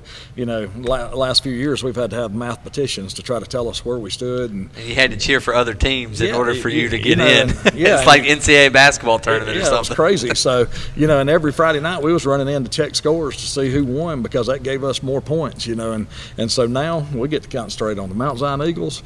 And you went on Friday night, good things happen come playoff time, and that's what we want. How about you guys? Yeah, I agree with that. Every Friday night we'd be going in, like, trying to see who won, trying to figure out, like, just to see how the ratings go up. But now we can focus on ourselves instead of having to worry about who won. Jared? Yeah, I agree too. Focus on ourselves and win the region this year. Yeah, and in my mind, the more you can concentrate on Mount Zion and not cheering for somebody else, you got to be better. I mean, to me, that's just logical. With that being said, you two guys, do you really want to play football on Turkey Day? Oh, I would want to. Yeah? Oh. Yeah, I would love to play. You know, I remember growing up watching NFL, and it's just always been a dream, you know. Now let's take the first round of the playoffs, and is in the day after Thanksgiving. So yeah, Black Friday. First round of playoffs. Now let's go a step further. It is conceptual that you could be playing on like the 28th or 27th of December, which is right after Christmas. Now, Jared, we're going to start with you. Tell me how that would be. Playing right after Christmas? Yeah, for the state championship. It's going to be cold. Hey, that's exactly what Robert said. That's exactly us larger folks know that. Yeah, it's going to be real nice. I really enjoy playing that. Yeah. Oh, I'd take a late Christmas present. Yes, most definitely. And Coach? Yeah, I remember at Central, seeing the sign in the stands, all I want for Christmas is a state championship ring. So, I mean, our goal, your goal when you got into this business was practice on Thanksgiving Day because that meant you had a shot. Right. And so Thanksgiving's always been special. All right, I'm going to take y'all back to March. Everybody's there. The dreaded C word comes in at that time. It really kind of shuts down. We have our lives. Coach had kind of his life there, what he normally always done every day. But with you guys, it messed up your routine of what you guys were in there. We heard Coach Finley and them talking about a while ago that they were getting on the bus and fixing to go to the state championship for weightlifting, which is something you guys were probably getting ready to do as well. With that, what did you guys do during that time that kind of filled your time that you guys did with your teammates, and Coach, when they kind of get done, kind of what you did to, hold everybody together kind of during this time? I feel like Joyner did a good job of putting everything like online, and we always had something to go look onto, like what we needed to do, and like so we weren't like just thinking of what we had to do or what could we do more. Like Joyner had it laid out, and he was able to do it all online, so it was a good thing to have. Yeah, same thing, because Joyner put everything on Google Classroom, and we go look on there and go out in the yard and do the sprints or the lunges or whatever he had on there. I mean, it was really good. Awesome. Well, guys, as we get ready to wrap up, I want to ask one last thing. What can you tell your Mount Zion Eagle fans right now what to expect on Friday night, September the 4th, when y'all head down to Central Talbotton? Well, Mount Zion's got a new look. We've got the new logos. Very nice. We got brand new Nike uniforms that we're not wearing today. We're waiting to break. We're waiting to break those out a little later. We got a new look. We got a new attitude. But you know what? It's getting back to the same old thing. We're going to do what we do best. That's run the football and play defense, have a chance to win in the fourth quarter, and that's all you can ask for. Nothing wrong with that. What about you guys? Dakota? I just tell them that it's going to be different and to expect a brand new football team. Expect a lot of winning this year. A lot of winning. I like to hear that. Guys, thank y'all so much for coming. Get you another Chick-fil-A sandwich and enjoy your night. Appreciate it. Yeah, we want to thank the folks at the first off, thank you guys for coming on, being a part of this as we get ready to, my fault right there. Yeah, you laugh at me for not pushing the right button, man. Oh, man. But anyways, thank the folks at Carrollton Chick-fil-A, Anthony Bishop and David Daniels for supplying the meal tonight here for all of our teams and the workers. That means a lot to me and a lot to this community. And when we come back, we're going to talk to the Temple Tigers. I've been waiting to talk to these guys, Coach Scotty Ward, and then Justin Eisler and Philip Johnson right after this. RA-LIN's Project Spotlight. The Pope McGinnis Student Activity Center, an indoor facility featuring a full-length artificial turf field, a first in the state of Georgia, complete with 2 end zones, weight room, auxiliary gym, cheerleading and wrestling rooms, and crowned the 2020 Build Georgia Awards First Place Project. RA-LIN, Carrollton City Schools, Southern A&E, and trade partners are confident the Pope McGinnis Student Activity Center will develop the sportsmanship and character of future generations. RA-LIN, building skillfully and ethically for over 48 years. Online at ra-lin.com. Inoventive Benefits Consulting deliver short and long-term strategies to gain control of your benefit spend, mitigating high medical and prescription claims with measurable and proven solutions, which can save employers millions without sacrificing benefits. Brokers work for the interest of the insurance company, delivering double-digit increases, making healthcare unaffordable for your employees. Isn't it time you had a benefits consultant working for you? Contact Marcy at 678-821-3508. Switching is easy. We do it all the time. We switch on the lights, we switch TV channels, we switch partners while square dancing. Well, that's a stretch. But what's not a stretch is how you can switch and save with State Farm. In fact, State Farm agent Amy Brown right here in Villa Rica can switch you over so you can start saving today. Amy and her team are ready to welcome you to the State Farm neighborhood. With Amy Brown, it's easy to switch and save. Just give her a call, 678-840-5000. When you want the real deal, like a good neighbor, State Farm is there. Oh, Oh, I've had it up to here with this daggum toilet. This is why I told you to call a professional. Maybe I could help. Whoa, how did you get in our bathroom? Don't mind me. I'm just your friendly neighborhood plumber, here to save the day. You did it. Wow, thank you, friendly neighborhood plumber. All in a day's work, ma'am. At West Georgia Plumbing and Septic, we repair what your husband, well, can't. To schedule an appointment with your friendly neighborhood plumber, visit westgeorgiaplumbingandseptic.com.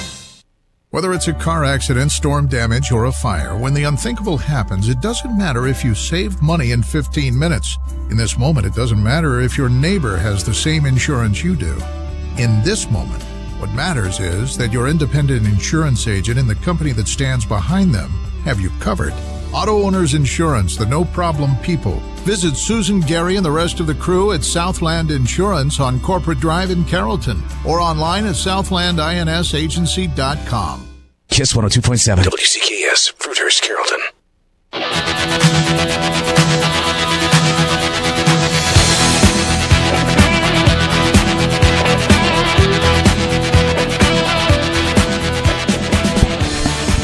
And welcome back into the second annual Gradick Sports Media Day presented by RA-LIN Associates. Man, we've had three great schools so far. Three great schools so far. Bowden, Central, and Mount Zion, and we're continuing with the Carroll County schools. What is it? Cluster, I guess it is. The cluster of Carroll County schools. Is that what they call themselves? Sounds good to me.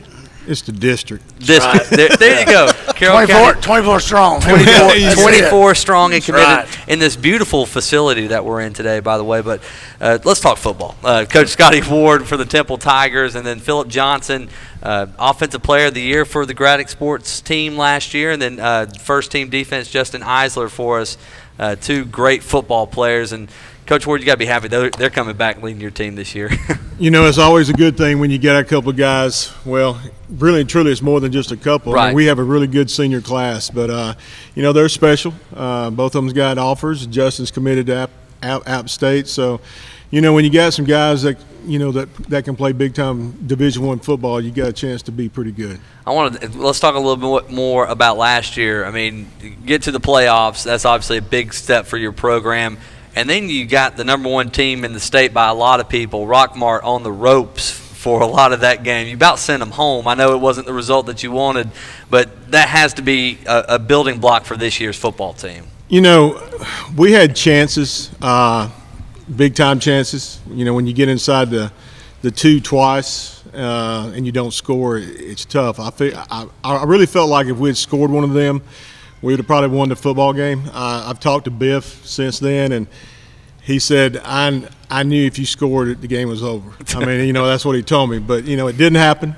You know, it's tough to swallow those type of deals. But, you know, hopefully these guys learn something from it. You know, you want a little more. You know, we got a chance to be pretty special, I feel like, if things come together and – you know, and find a way to compete every Friday night. Okay, well, let's talk about Friday nights. Everything has been changed. Sure. The season's been pushed back. New teams in your class. Yes, sir. So I'm going to start out with Philip. Philip, really and truly, you don't care who's on that football field, do you? No, sir. It's just line that thing up and go. However, the reality is, win one game in the region and the probabilities that you'll be in the playoffs. And then I'm going to ask Justin, I'm going to ask you the same thing. Is that really all you care about, is just one game? No, it ain't just one game. What is it all about? Tell everybody what it's all about. What it's all about really is going to the playoffs and just getting in for the first round and then keep going, hopefully. And Justin, how about you? With me, it matters about going to the playoffs too and trying to make a run for state. Okay, and I'm going to keep going with that for just a minute because everything's pushed back, which means that you could be playing Thanksgiving, and it also means that you could be playing right around Christmas. And, Coach, I'm going to start with you. Sure. Thanksgiving. Tell us how you would feel about playing on Thanksgiving. And I'll give it to you two chances. Well, you know, I've had the opportunity in my career to play on Thanksgiving a couple of times. I always tell my kids, our kids, whatever it is one of the best football days of the year. I mean, truthfully, that day on Thanksgiving Day when you go practice in the morning and come home and then you go eat that big Thanksgiving dinner and the next day you go out and play football, it's about as good as it gets. So, being the first round this year, I think is exciting for all the coaches who definitely have been through this process before, because it is a big deal. A lot of guys have never been able to make it to Thanksgiving. A lot of guys have been there a bunch of times. So, I've been fortunate to do it a couple of times, so I'm definitely looking forward to it. All right, Philip, Thanksgiving, playing on Thanksgiving. Talk to us about what you think it would be like. Nah, it'd be the same old, just like playing on any Friday day, really. Well, and to me, that's the way it ought to be. However, it is a special day. Yeah. Justin, how about you? It's a special day, but football is football, and that's the game we love. So I would be happy to play on Thanksgiving Day. They don't care what day they play. They're going to show up and play. It doesn't matter. One of the common things that we've talked about in between each one of these so far has been the look in you guys' eyes in comparison to where it was last year. And I think a lot of that kind of goes back to when we all got to March and things happened, about how things got put in perspective for a lot of people, about how relationships changed, and then things that we all kind of took for granted were taken away for a little bit. So during that time, even as you guys as players and Coach, you as well, what did you guys do as individuals to keep yourself motivated and kind of stay on track, also with your teammates, to keep that relationship piece and everybody together? And then, of course, Coach, kind of what y'all did, to pull everybody together as well. We, like everybody else probably, we had the Zoom meetings and trying to, contact. We had reminds, we had texting, we had calling. I tried to make sure I called most of our guys as much as I possibly could, just to reiterate the fact that, hey, you need to be doing what you're supposed to be doing in the classroom. Lifting, running, whatever it may be doing, you need to be doing something that's going to help us in the fall if we do get to come back. And luckily enough, it's kind of worked out for us. So, awesome. Philip, I know it's been kind of hard, in March. I mean, we've asked this question to kind of everybody. In March, the world just kind of stops, and y'all got to stay at the house, probably play some Call of Duty, Madden, and Fortnite, just sitting there. How hard was it that first day back? Was your body, were you in shape still, or it hurt a little bit? We were still in shape because we also did things on the side whenever, we had the free time. What about you, Justin? Did you keep working during the quarantine? Yes, sir. I have a gym in my garage that me and my dad made, and that kind of kept me busy during the quarantine days. So I had a workout, and I had to run around my neighborhood, so that kept me in shape. Awesome. Okay. Go ahead, Coach. Everybody has goals. Your goal, get to the playoffs, stay healthy for 10 games. All of those are normal goals. But also, at least I taught my players to write their individual goals down and give them to me so that they would have something in concrete, if you want to call it that. Philip, would you share your individual goals with us? I'm getting over 2,000 yards rushing. Over 2,000? Yes. Would that be the first time? Will that be the first time? Oh, yeah. So up until then, you were right at it but didn't make it. So Yes, that's sir. your goal, over Yes, sir. 2,000 yards. Justin, how about you? Get over 15 sacks and just help my team as much as possible. Over 15 sacks, which means you got to go get it, right? Yes, sir. And, Coach, I'm going to ask you, is Philip capable of over 2,000 yards? I mean, truthfully, if our offensive line stays healthy, anything's possible. I mean, he had a great year last year. Justin had a great year. Are the goals reachable? Absolutely. But it's going to be, it depends on the people around us too. It's a team goal inside of an individual goal. Right, so right. It's going to have to be everybody working together to get there. So. The one thing, go ahead, Coach. I was going to ask Justin, we've got a buddy who's a Georgia Southern guy, and so when he heard you had committed to App State, it kind of broke his heart a little bit. But like I said, if you don't mind, could you let everybody kind of know what sold you on going to App State? App State, they treated me like family from the beginning. They gave me a full-ride scholarship, and it kind of set the tone. and just calling me every day, just checking on me and see how I'm doing, give me like plays and stuff like that. That kind of sold me because no other school was doing that. It was just App State doing that. So they kind of like brought me in as family, and I even talked to like the committed players and stuff like that. So that's what really sold me. He wants to play in the snow too. He wants to play in the snow. Yeah, I want to go watch him play in the snow. Yeah. So you don't care about playing in the cold then? No, sir. Okay. Most of my family's from the north, so that should be okay. I got you. All right, I want to know about this region, Coach. You look at this region on paper, man. It is brutal. I mean, there's going to be somebody, unfortunately, is not going to be able to play on Thanksgiving this year. You've got Haralson County, Heard County, Bremen, yourselves, and then Callaway. All those teams are playoff teams. I mean, sure. We know that. And everybody has a different thing that they do. Haralson's different from anybody else in the state of Georgia for the most part. Heard is very old school. I formation, run toss, run power, and all that kind of stuff. Yep. Callaway's can be spread and throw it around and do all that kind. And then you got Bremen, who does a little bit of everything. So, it's going to be tough. It's going to be a really, really fun year. I think the biggest thing for us is if we can stay healthy, if our guys up front can really find a way to gel and get together, and the quarterback situation, we're gonna be okay. So I'm excited about it. I really am. I think our kids are excited too. So it should be a good one.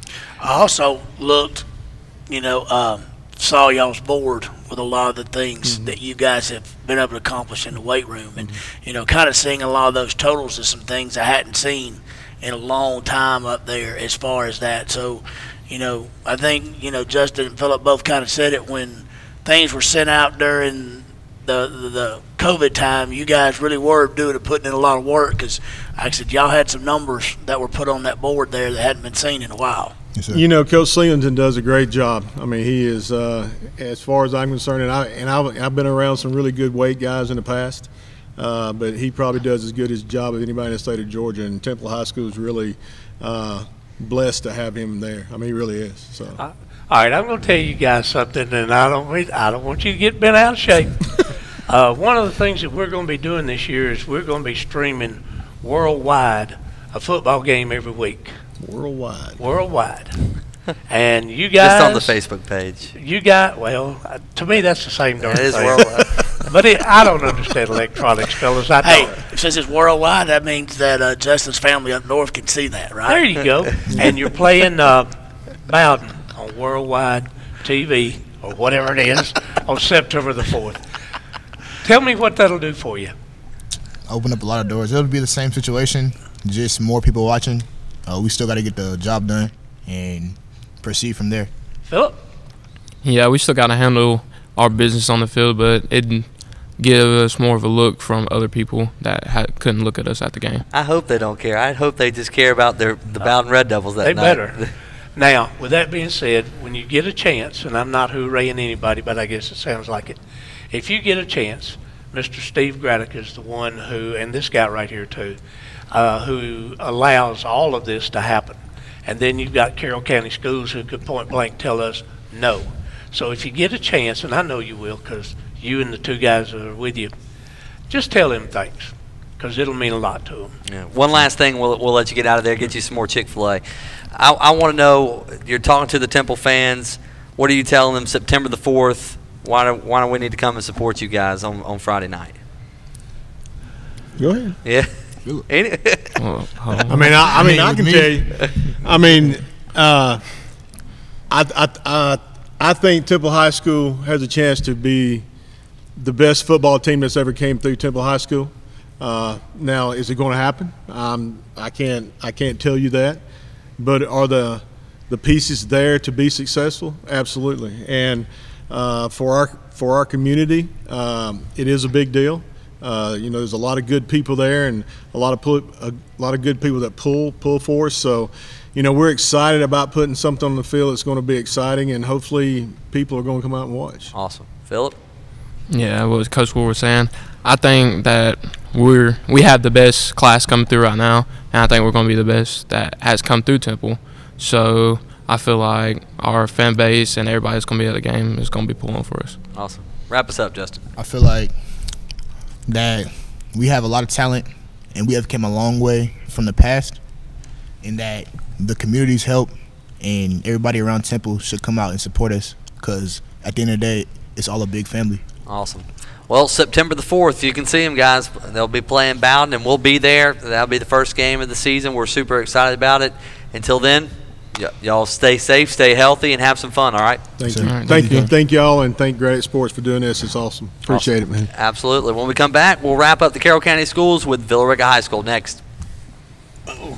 RA-LIN's Project Spotlight. The Pope McGinnis Student Activity Center, an indoor facility featuring a full-length artificial turf field, A first in the state of Georgia. complete with 2 end zones, weight room, auxiliary gym, cheerleading and wrestling rooms, and crowned the 2020 Build Georgia Awards First Place Project. RA-LIN, Carrollton City Schools, Southern A&E, and trade partners are confident the Pope McGinnis Student Activity Center will develop the sportsmanship and character of future generations. RA-LIN, building skillfully and ethically for over 48 years. Online at ra-lin.com.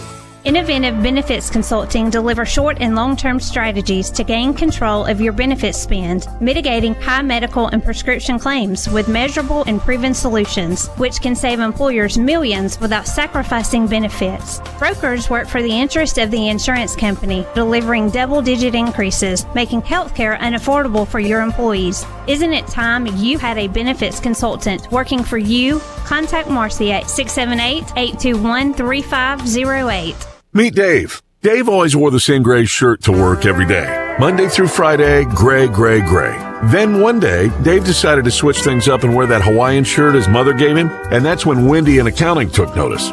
You can make a difference when you switch things up too. Switch and save an average of $536 by calling your local State Farm agent today. To switch and save on your auto insurance, call State Farm agent Amy Brown in Villa Rica. Like a good neighbor, State Farm is there. Average annual household savings based on a 2019 national survey by State Farm of new policyholders who reported savings by switching to State Farm.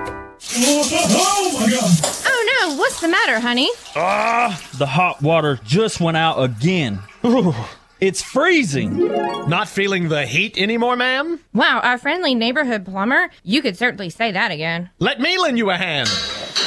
Is that better? So much better. Thank you, friendly neighborhood plumber. You're the best. Tired of cold showers? Let West Georgia Plumbing and Septic thaw you out. To meet your friendly neighborhood plumber, visit westgeorgiaplumbingandseptic.com. Whether it's a car accident, storm damage, or a fire, when the unthinkable happens, it doesn't matter if you saved money in 15 minutes. In this moment, it doesn't matter if your neighbor has the same insurance you do. In this moment, what matters is that your independent insurance agent and the company that stands behind them have you covered.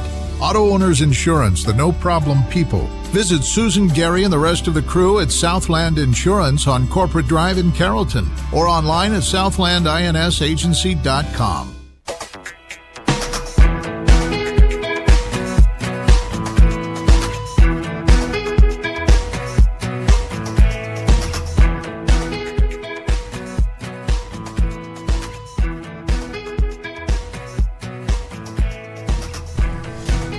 And we're rocking and rolling. Nathan's coming. He had to scarf down a chicken sandwich real quick, I think.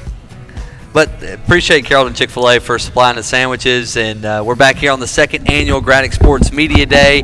It's presented by RA-LIN Associates. And got to give a shout out to Amy Brown, State Farm, West Georgia Plumbing and Septic, Southland Insurance, and Inoventive Benefits Consulting, Miss Marcy Heath. We've got now Villa Rica High School, the last of the Carroll County schools with us. We've got Coach Christian Honeycutt in his second season, Brady Smallwood, and Brian Grace, who was our unsung hero last year for the Gradick Sports team. He will not be an unsung hero. He will be one of the heroes for the Villa Rica football team. So, guys, how's it going real quick? Great. First off, let me thank y'all so much for having us here. And it is such an honor and a privilege for us to talk about Villa Rica High School, to talk about our football program, but also to talk about the Villa Rica kids themselves. So we certainly would like to thank y'all for having us here. And also, we would love to extend our best wishes to Mitch Gray. Yeah, and hopefully having a speedy recovery moving forward. But thank y'all so much for what y'all do for high school sports and for kids. Yeah, since you mentioned Mitch, from what I hear, he's going to be moved into a rehab facility tomorrow. So the road to recovery really begins tomorrow for Mitch. So continue to keep him in your prayers. Coach, last year, obviously, very tough region. I mean, you stepped right into a whole new ball club, and obviously not the way that you probably wanted to go. But this year's a new year. You've got a good group coming back. So just talk to us a little bit about that to kick us off. We're really excited about this group. Great work in the weight room. With our strength and conditioning coordinator, Neil Strickland. Our kids are really bought in his plan. Obviously, this will be his second go-around in terms of implementing his plan in the weight room. Prior to the shutdown, we were having unbelievable attendance at our AM workouts. But this group is very coachable. They want to please. They want to do well. They certainly care a tremendous amount about their high school and their community. And they truly embody We Are VR.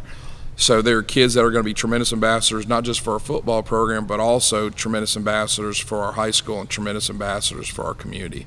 And these kids are great workers, but more than anything else, they truly care about bringing honor and pride to Villa Rica. Gotcha. All right, guys, I broke this to you, Coach, now I'm going to break it to you two.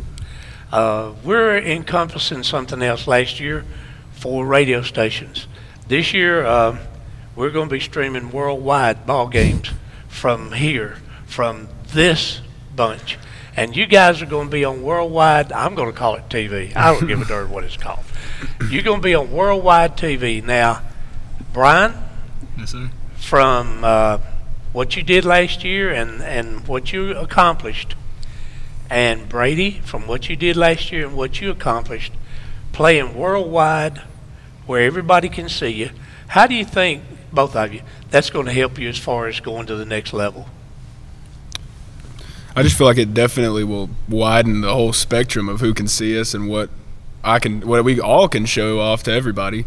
And I mean, what we can show off and what we can show, like how we play and how our pride for the Villa Rica community and our county and our school, what it means to be a Villa Rica Wildcat.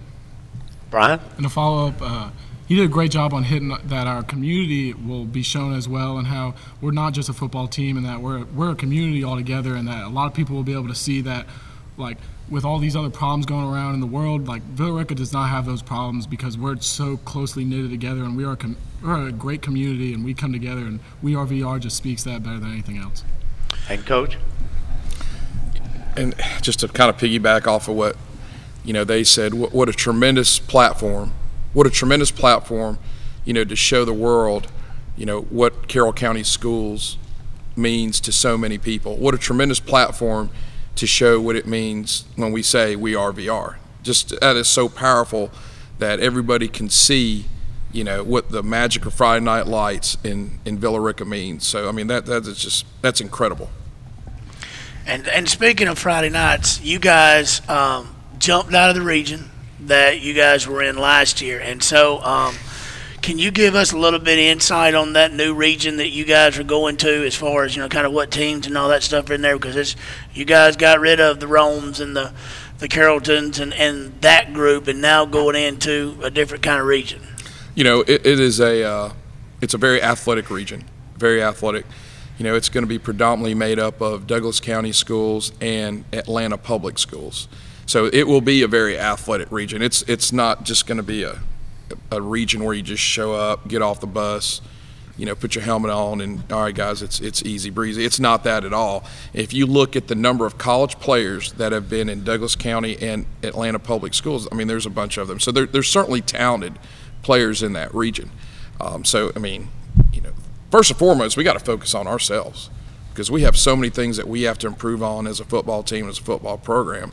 Not to dismiss them, but I mean, we have to beat the guy in the mirror first before we can think about driving on 20 and beating anybody else. So that's first and foremost on our mind, is ourselves. Making sure that we're intentional and deliberate in what we do, and then after that, we know that we're going to go play teams that are very athletic, that are going to have a lot of length, and very well coached. So, I mean, it's not as though we're going into, you know, the Sisters of the Poor region either. All right. Also, we've all talked about kind of what happened back in March, you know, when, as we all kind of look at it, you know, our selfish little world that we were in, that, you know, we were going through every day, plugging all this stuff was we were doing, and, you know, not thinking about any kind of change or anything.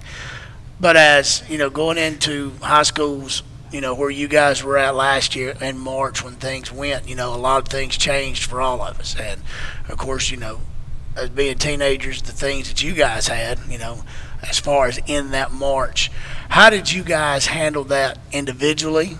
Also, when it came with building and keeping those relationships with your fellow teammates, and then, of course, Coach, with you, you know, trying to keep all that stuff together when you can't be in contact with seeing anybody except through a computer screen or a phone screen when you're trying to adapt and make sure that all these kids are, you know, doing what they're supposed to be, and most importantly, are all in good health and able to, you know, communicate with you.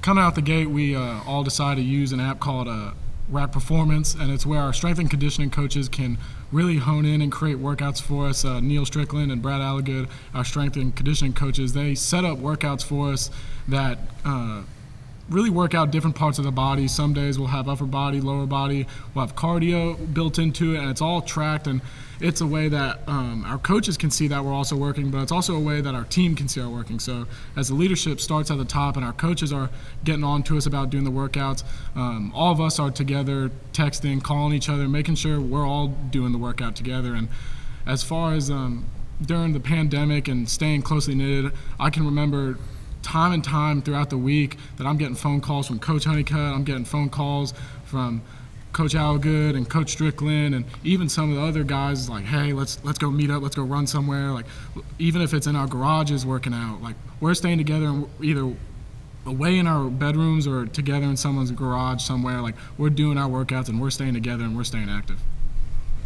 Awesome. I want to know, the last 3 years, Villa Rica High School was blessed by Philip Zachary. I mean, he was a 1,000-yard back 3 years in a row. Who we got coming in to kind of fill his void, and talk about how awesome it was to block and play for him, play with Philip Zachary. Philip was an unbelievable player. I played with him when I was in 7th grade. He was an 8th grader, always a year older than me. I always blocked for him, even when I was a freshman. When I got to start, play for him. I love Philip, and I've always loved him. But, I mean, he's gone, and we always know him as the great player he was. Coming up, we have Bryson Osby, Jr. He's going to have some shoes to fill. And then we have Ty McKee. Ty McKee's going to be back there, and TJ Harvison. They're all going to be able to step up, and I guarantee that we'll show something in the run game. Awesome. Brian, you want to add to that? Or? I mean, those three guys right there are really they really breed excellence, and Speedy and TJ, they'd be here right now. If we weren't, they'd step up to the task. They lead right under us, right, as we're seniors and we're supposedly the leaders of the team, but Bryson, as a junior, he's just as much a leader as anybody else. And TJ, who was a freshman last year, made great strides as a leader, and they come back better than ever through this pandemic, and they're bigger, they put on weight, they're running through brick walls, and it's unbelievable to see. Awesome. To piggyback off of them, you know, we have a leadership council. You know, prior to the pandemic shutdown, we divided our team into 4, accountability groups. Well, 2 of those guys are right here. The other 2 who were just kind of unanimous picks were Bryson Osby and TJ Harvison. Now, with that said, this is such a big event for our team and our community to be able to come here and talk about Villa Rica. We felt that, we wanted to have seniors here for that moment. And after talking to Bryce and talking to TJ, we asked them who are 2 guys that you would like to represent you in their stead. And, they picked Brian, they picked, Ziggy, and they picked Nathan back there. So that tells you a lot about their character, and who they are. Yeah, before we get Nathan and Javion in here, Brady and Brian, any last words you want to say out to all the people watching, and before we get those guys in here real quick? We would just like to say thank you for giving us the opportunity to come out here and really talk about our football team and how much it means to us. As one last little thing I'd like to say to the community of Villa Rica is we are VR. All right. Yeah, just like Brian said, I mean, just like what it means to be a Villa Rica Wildcat, I mean, it's just it's just family to me. That's all I can say. I mean, my family went there, my grandfather went there. It's just we're all together. I mean, we'll all get through this together. Awesome. Well, while they come over, Coach, I'll ask you one more question. And thank you, guys. Yeah, thank you. Thank you so much. I want to know, in all your years of coaching, I mean, you've coached in some of the highest places and done some of the biggest things. From this year, the transfer, and from spring to now, can you think of a more difficult or more confusing time that you've ever had to deal with? I mean, it's just kind of one of those things that you just have to roll with the punches. Yeah. You have to roll with the punches. And what a blessing, what an unbelievable blessing in this county that the leadership you have, and it starts at the top with Mr. Coward, because he has been a rock. Never blinks, never flinches. Unbelievably resolute. Under that, you have Mr. Harding, who's now, the director of essentially every extracurricular activity, who was my principal, who's moved up the chain. And then our new principal, Seth Rogers. Those three men have been incredible. There's not been one moment of hesitation, not one moment that you think, man, I don't know if they're ready. Those three men have been rocks, and they have been so resolute, and their leadership has been incredible. The unbelievable leadership that you have in Carroll County, without question. Well, I don't think we don't have I mean, the vote goes to them for the most well-dressed. I think most definitely. I know most of them have worn their jersey, and that's all fine, but, I mean, they look pretty sharp. But hit them off with a question, Coach. All right. I spoke to these two guys about being on worldwide. Again, here I go, television. And you can laugh all you want to, but that's okay. But this is something last year, like I said, we went to 4 radio stations, which is unheard of. And now we're going to be streaming worldwide. And you guys, just to give you an example, your Central game is going to be worldwide. Your Lithia Springs game is going to be worldwide. Is that it? That's it. Just the 2 games. Just think about that. So I've given you a second to think. Nathan, what's it going to be on worldwide TV? Well, sir, I think it's an amazing opportunity to not only have people from our community watch, but from outside the community, especially for the elder people who can't really get to those close games. It's going to feel real good to have my grandmother over in Douglas County watch my games from that. And Javen? Well, it's going to be it's going to be, even though we're going to be playing in front of our community, we're going to know that, that not only going to put on a show for the community, but people that's not also there. We're going to, yes, sir, absolutely. Yes. I like that. Yes, sir. Coach Orson? I did it. You know how men you always have this whole thing right here about when, you coached me a long time ago. And told you to bunt. Told me to bunt. Yeah. That wasn't football, evidently. Yeah, this one right here, and Coach Tim, while he was growing up, you know what? I never, ever asked him to bunt. Could he hit? He could hit. Oh, I bet he can hit football, too. He can hit. But I never asked him to bunt, okay? Same question with you guys. Yeah, whatever. The running was my problem. Same here. Same question with you guys. What did you guys do during that pandemic, COVID type thing there to keep your minds at ease? Because, like I said, as adults, it was bad enough when it hit us about I can't go here, I can't do this, and all that kind of stuff. But with you guys, how did it affect you guys, and what did y'all do to keep your minds focused on what was important at that time? When it first happened, we always shocked the players, the coaches, everybody.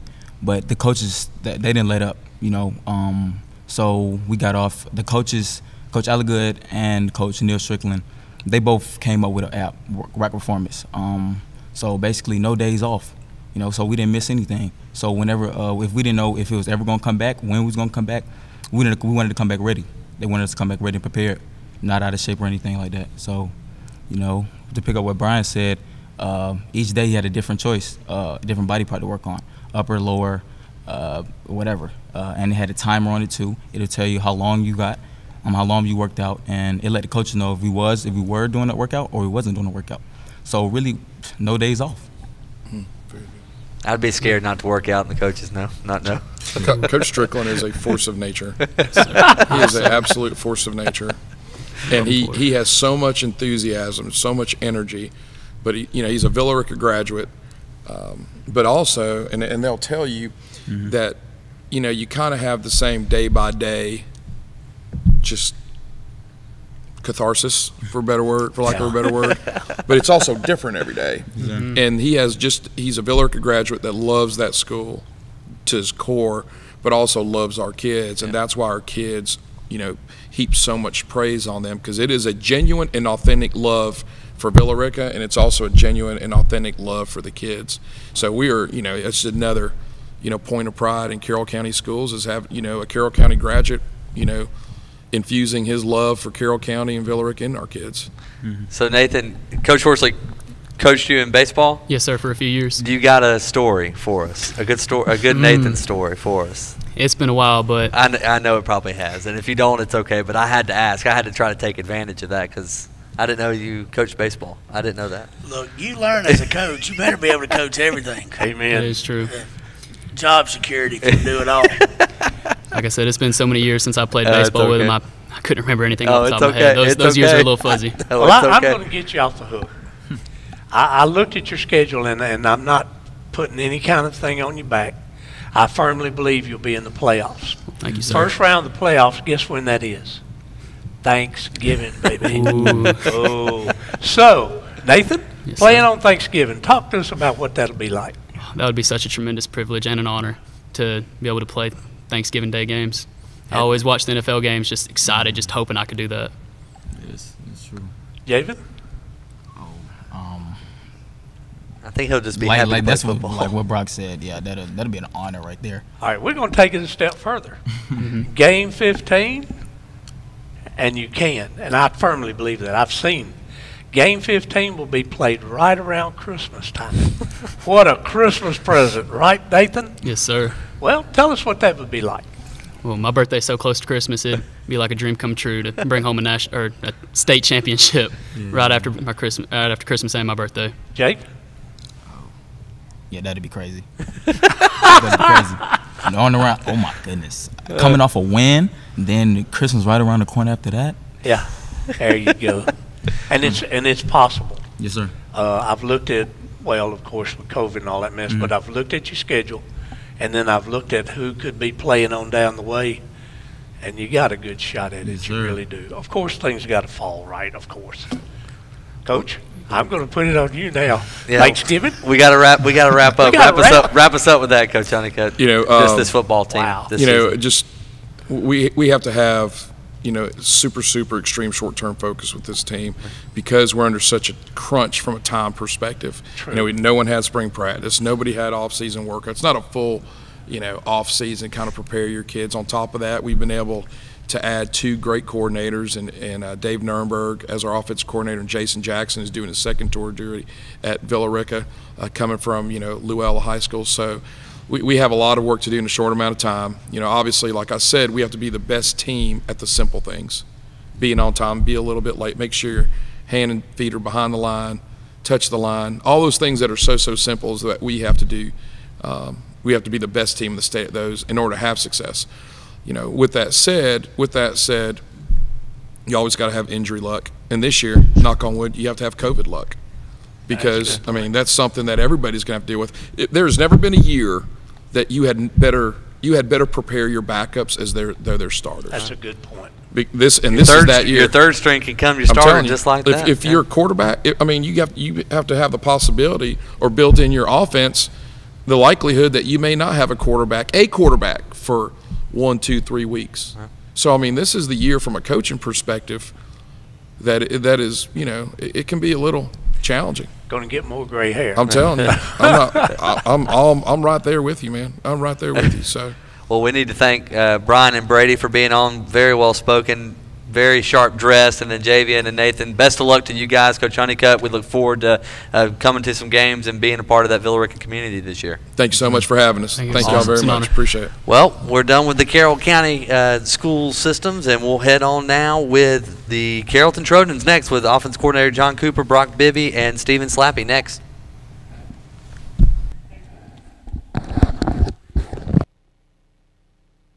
RA-LIN's Project Spotlight. The Pope McGinnis Student Activity Center, an indoor facility featuring a full-length artificial turf field, a first in the state of Georgia, complete with 2 end zones, weight room, auxiliary gym, cheerleading and wrestling rooms, and crowned the 2020 Build Georgia Awards First Place Project. RA-LIN, Carrollton City Schools, Southern A&E, and trade partners are confident the Pope McGinnis Student Activity Center will develop the sportsmanship and character of future generations. RA-LIN, building skillfully and ethically for over 48 years. Online at ra-lin.com. Inoventive Benefits Consulting deliver short and long-term strategies to gain control of your benefits spend, mitigating high medical and prescription claims with measurable and proven solutions, which can save employers millions without sacrificing benefits. Brokers work for the interest of the insurance company, delivering double-digit increases, making healthcare unaffordable for your employees. Isn't it time you had a benefits consultant working for you?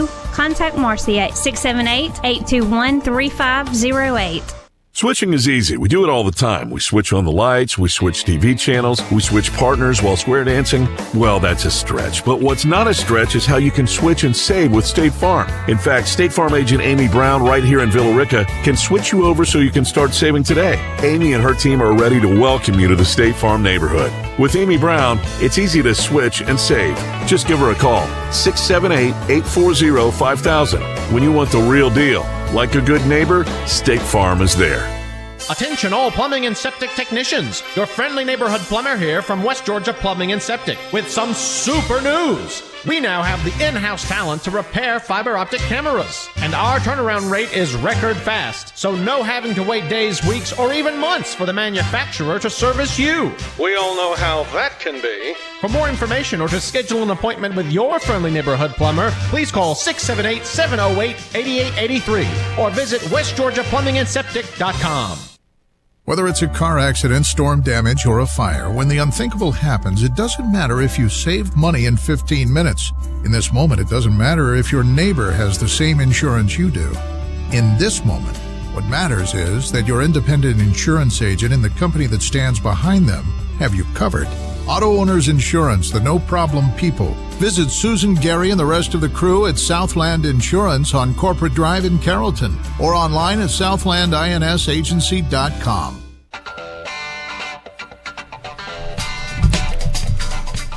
And welcome back into the second annual Gradick Sports Media Day presented by RA-LIN Associates. We are thankful to be here tonight in the Carroll County Performing Arts Center. It's hard to believe it. Football is coming. Here we are a little over a month and a half away. Of course, Monday we received the news that the regular season would be backed up 2 additional weeks, but that's okay because at least we know it's coming. It's going to be here. We've got Coach John Cooper with us from Carrollton High School, offensive coordinator, and then Brock Bibby and Steven Slappy Jr. with us tonight.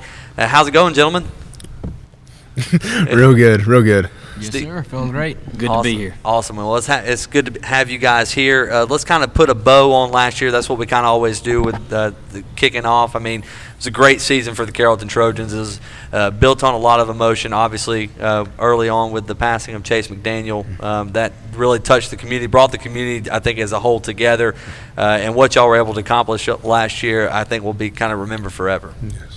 Yes, sir. You know, in my short career, definitely that was a challenging experience. But you know, these two to my right and those two over there on stage, and the rest of our kids really rallied together and did a great job. It was a good year. You know, we won a region championship, didn't win the championship, as I like to say. But you know, with everything going on, it was a good year. Yeah, Brock, you want to add to that? Yeah, it was a very special year. I mean, it was a lot of emotion. One of my best friends, died. It was just very hard on us.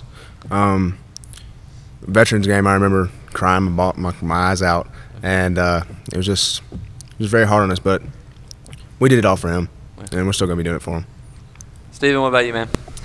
I mean, last year, it definitely had its ups and its downs. I mean, when I think of those last couple weeks, it was just a lot of pain, and in those moments, I think a lot of us learned that there's many different ways to deal with pain. You can try to get something to distract you from it. You can try to avoid it altogether, or you can endure it, and you can become stronger from it. And I think that,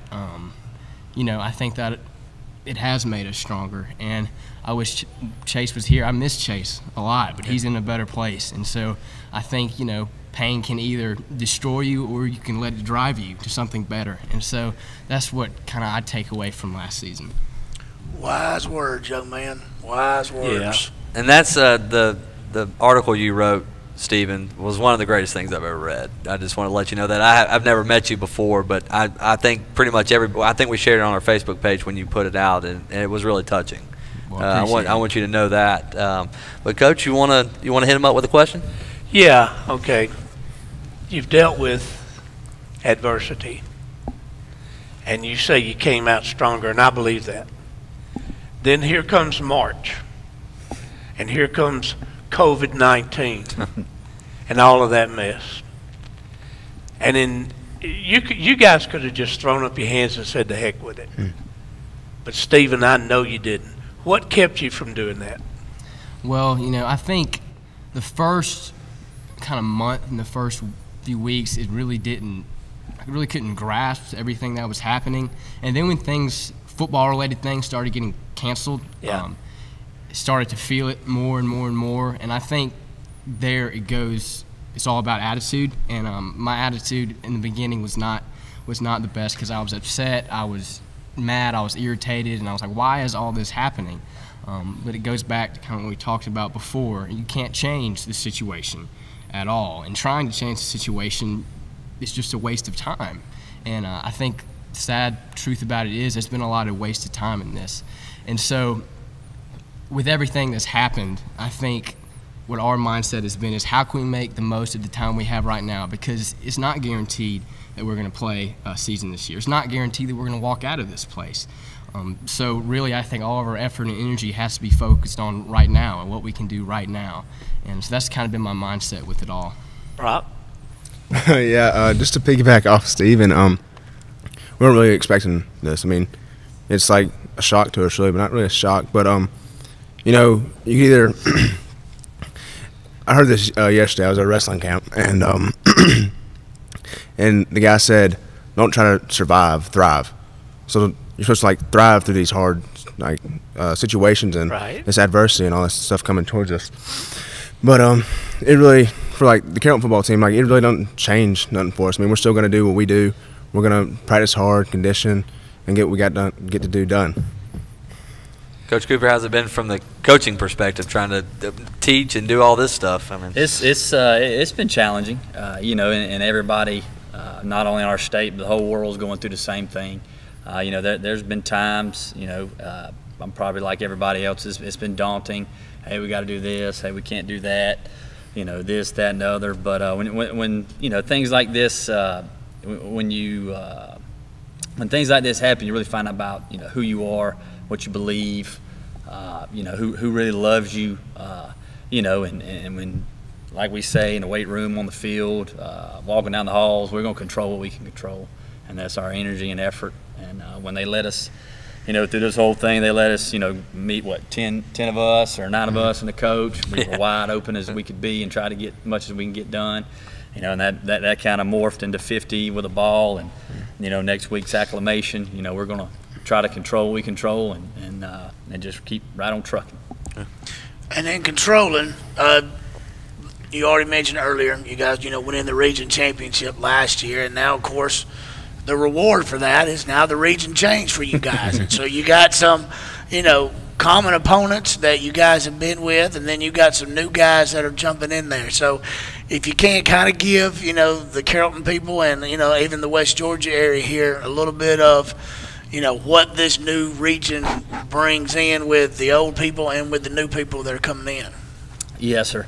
We joke as a staff, when this whole, before, all kind of went crazy in the world, moving up to 6A, it seemed like all the very famous and successful 6A programs stayed in 6A, and all those great 5A programs move up to 6A. So as far as our region goes, our good buddies, Coach Reed and his staff and Rome, they're still going to do what they do, and we're always looking forward to competing against those guys. I know Douglas County's in there, Alexander, South Paulding's moved in, Paulding, East Paulding. So, you know, you mentioned it. We got some familiarity there with some teams, and there's some new blood, so to speak, moving in. But you know, it's going to be tough. You know, we've got we got that Trojan on our helmet and our chest, so we're going to get everybody's best, and our kids know that, and that's the way it should be. So we're looking forward to it. Right. All right. One more question for Stephen and Brock, and then we'll get Connor and Derek in here. Okay. Everybody in their life has goals. Your team has goals, obviously. That's to play this time around Christmas. And I think that's wonderful. However, within ourselves, Stephen and Brock, I believe we ought to have goals in our life too. Lifetime goals, football goals, whatever they are. Stephen, would you mind sharing some of your football goals with us, and then Brock, if you don't mind too? Well, I'll be honest, my football goals, I would say from an individual standpoint, has changed a lot. Coming in, when I was a freshman coming into Carrollton and a sophomore and even much of my junior year, it was a lot about me, and it was about pushing my agenda and elevating myself. And I think really, you know, with everything that happened last year, is I realized that that's a pretty unfulfilling goal, and it's never going to fill you up, and it's not even something worth pursuing. And so really this year I've tried to change, I guess, my goals. I actually switched numbers this year. Number 5, I remember when I got number 5, and it was about me and what I had accomplished and what I had done. Right. And Coach Calhoun gave me the option to switch to number 1 this year, and for me that was just kind of like, and I know it's just a symbolic thing, but for me it was like, this year's not about you. It's about something bigger. And because I think, you know, when you're chasing after things for yourself, like it's not going to fill you up, but when you live to lift others up and to help others be the best that they can be, I think that that's really the most rewarding thing. And so I'm not great at it, I'm not even that good at it, but I'm learning, and so that's the goal, to learn and to lift others up, I think, for me. Brock, before you do, young man, you are cool. I appreciate you, sir. Brock?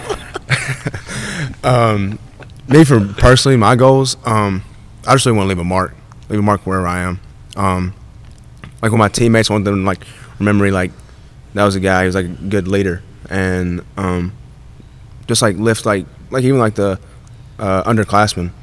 I like to, you know, because I remember me being an underclassman, like I wanted like upperclassmen to talk to me and make me feel welcome and all that stuff. So I got on my way to, like, you know, say hey to them, make sure they're like doing all right and all that stuff. And for, like, as a team, I mean, game 15, and dominate all the way there. And that's really all my goals. All right. I think that's pretty good goals, Coach. I do too. All right. Well, let's get Connor and Derek Witherspoon in here now at this time. We appreciate Brock and Stephen coming on. And while these guys sit down, we'll let them get all comfortable. Man, I hope I can speak as good as Stephen Slappy one day. I told you, man, that young man is cool. Now these two have. All right, now they have something to look for, don't they? Connor, I'm going to be honest with you, man. Last year in the Buford game, yes, sir, we were there, and this man, I don't think has shown more love or talked more about any other offensive lineman in the 40,000 years he's been on this earth than he has about you whipping that 300-pound nose guard all night. So I'll just let him start it off and tell him. Well, to start off with, son, I know you don't know me from Adam's house cat, but I don't blow smoke. Yes, sir. Okay, and I watched every Max Preps game that Buford played, and I thought, oh crud. And then I watched everyone that you guys played that I didn't get to go to because of this. And I told them that old number 60 is going to eat that guy's lunch. He did. You Scout's did. honor, he said that. You did.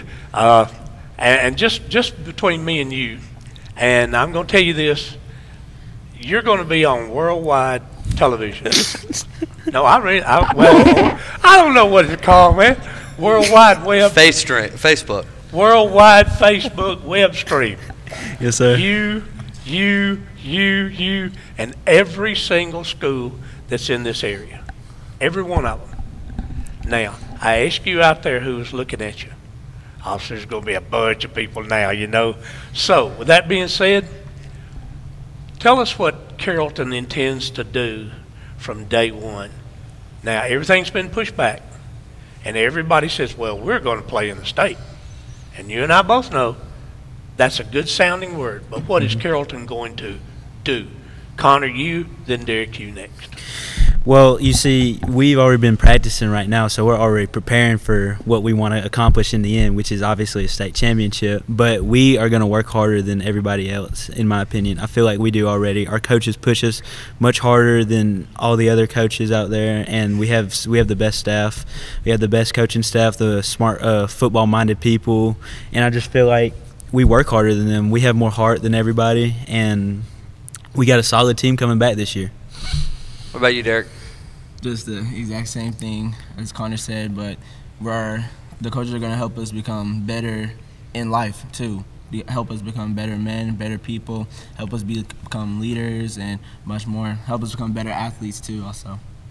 It also helps to have some pretty good teammates, right? I mean, y'all get to play with some pretty good teammates. Talk about some of those guys like Chaz and Chief and all those guys. Yeah.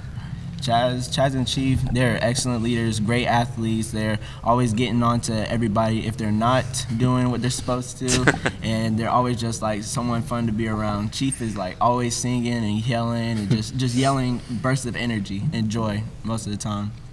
Awesome. Well, guys, when y'all were not invested in football all the time, what do you guys do outside of football for fun? Well, for me, I have picked up golf. I like to play golf. I'm not very good at it right now, but I've been practicing. I feel like I could get better at it, and that's just one fun thing. I just like to hang out with friends. Like I hang out with Brock, Derek, and Steven a lot, and we go do other stuff not related to football, and we just like bond together. You know, bumper cars. Your coach got to share a story now. Huh? Oh, yeah. You got to share a story. Well, Monday after practice, and I was we were leaving practice, and I get in my truck, turn it on, and then I pull out, and one of our other teammate, Jared Ned, his car's parked right beside me. Oh, no. And I pull out too sharp, and I about rip his whole front bumper off his car. And I get out. I'm in like shock. All the coaches are running over there, and I call my mom. We had to get it all settled out. So she was there. She was there. You thought that car was that guy from Buford. You go move him again. One of my favorite things is I cannot stand the word try, because to me the word try means 50%. Mm-hmm. I've had so many kids come off of whatever, basketball or baseball or whatever, and say, well, Coach, I'm trying. And I keep telling them this: there ain't nothing I can do about trying. You tell me what you're doing, I can fix doing. So with that being said, let's don't talk about trying. We've talked about what Carrollton is doing. Now let's talk about Coach, what are you doing to enhance your life? And Connor, what are you doing to enhance your life? And Derek, what are you doing to enhance your life so that you can be a leader? Yeah, everybody wants to be a leader, but what are you doing? Well, I'll have to let the cat out of the bag here. You know, I'm a nerd. I love reading. I mean, I do. I read constantly, you know, and things, all kind of genres. But the most important book out there is the Bible. I know that's what I heavily rely on, you know, being a man off the field, because I believe when I die, you know, I'm not going to be, when I'm standing in front of him, you know, how did I impact them? Did I tell them obviously about Jesus? But, you know, the rings, those are nice. I have a couple of those, but those go away. You know, did I teach them how to be a better father, brother, you know, dad, those sorts of things? So that's where I turn to first. I got a great wife. I mean, she's the dadgum. She gets on my rear end. You know, I joke with them, you know, y'all think I'm bad, you know, come over to 211 Brookwood Drive. But, you know, she keeps me straight, and she enhances me, so to speak. You know, I like to read things. I'm always trying to find, you know, leadership, how to push kids, different way to say things, you know, those types of things. And that's, you know, other than, you know, watching tape and seeing plays at work, you know, drawing stuff up. But that's really where I look and try to enhance myself as a man. Connor? Well, yeah, to pick back up on that is I like to try to be a better leader. Not try. I mean, my bad. Hey, that's me, man. I do up downs up there. And I may be standing on the sideline, and you come over and say, well, Coach, I'm trying. I'm going to look at you. And he can tell you my eye does not look good sometimes. Yes, sir. So let's back up. Okay. I'm going to what?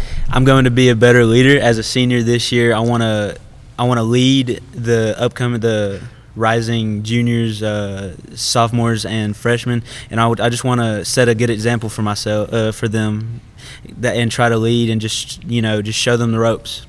So it's I'm going to, yes, not try. All right, youngin. Wrap us up, Derek. All right.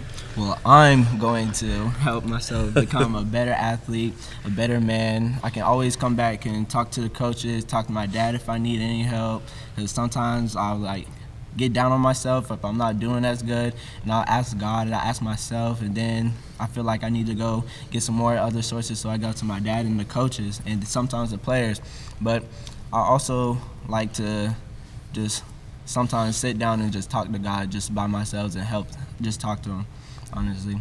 You know his dad was an NFL player, right? I did not. Well, now you know. I won't hold that against you. But anyways, guys. Speaking of NFL. Well, go ahead. Hang on. You got two guys that are on the Butkus list.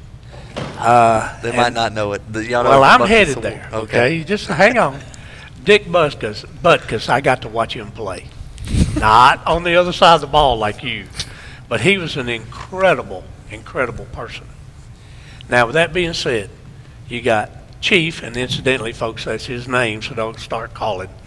And you got Chaz. And they are on the Dick Butkus list, which means that they're supposed to be of the best in this nation. Now, with that being said,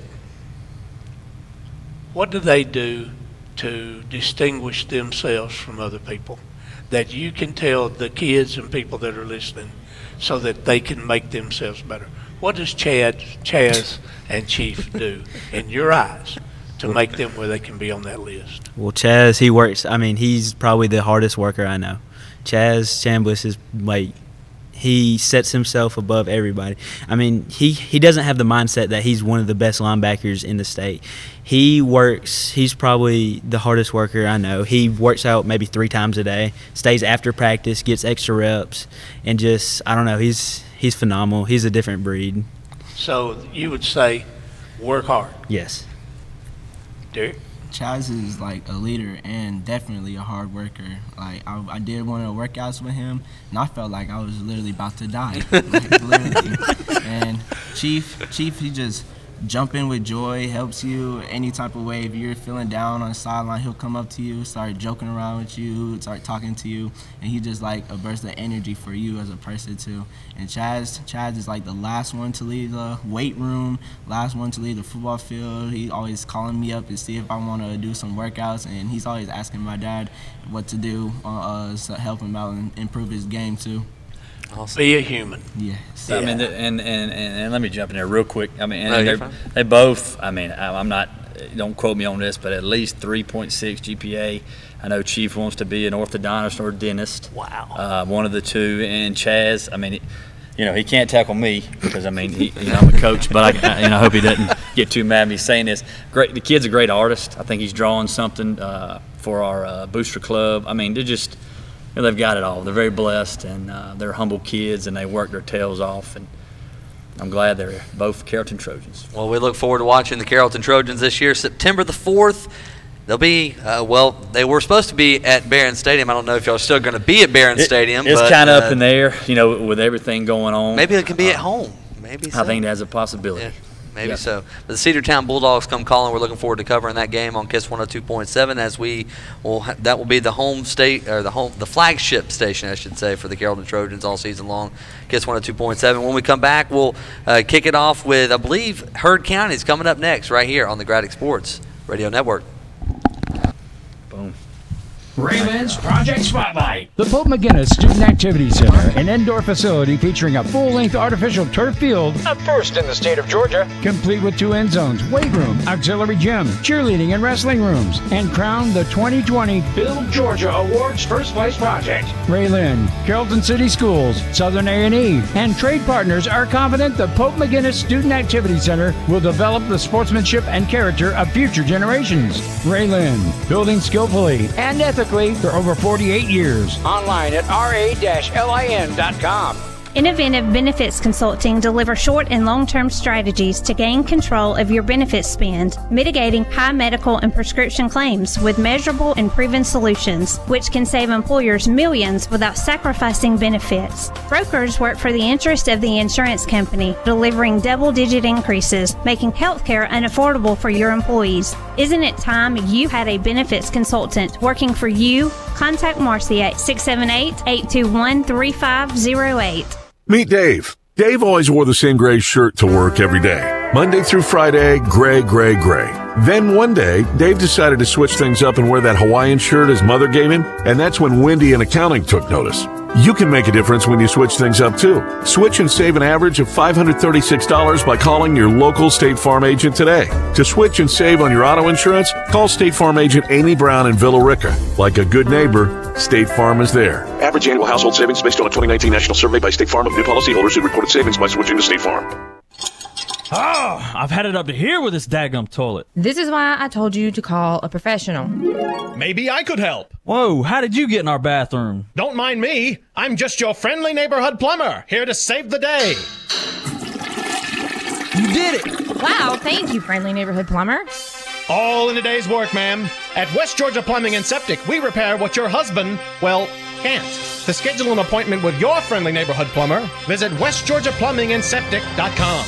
Whether it's a car accident, storm damage, or a fire, when the unthinkable happens, it doesn't matter if you saved money in 15 minutes. In this moment, it doesn't matter if your neighbor has the same insurance you do. In this moment, what matters is that your independent insurance agent and the company that stands behind them have you covered. Auto Owners Insurance, the no-problem people. Visit Susan, Gary, and the rest of the crew at Southland Insurance on Corporate Drive in Carrollton or online at southlandinsagency.com. Kiss 102.7. WCKS, Fruithurst, Carrollton.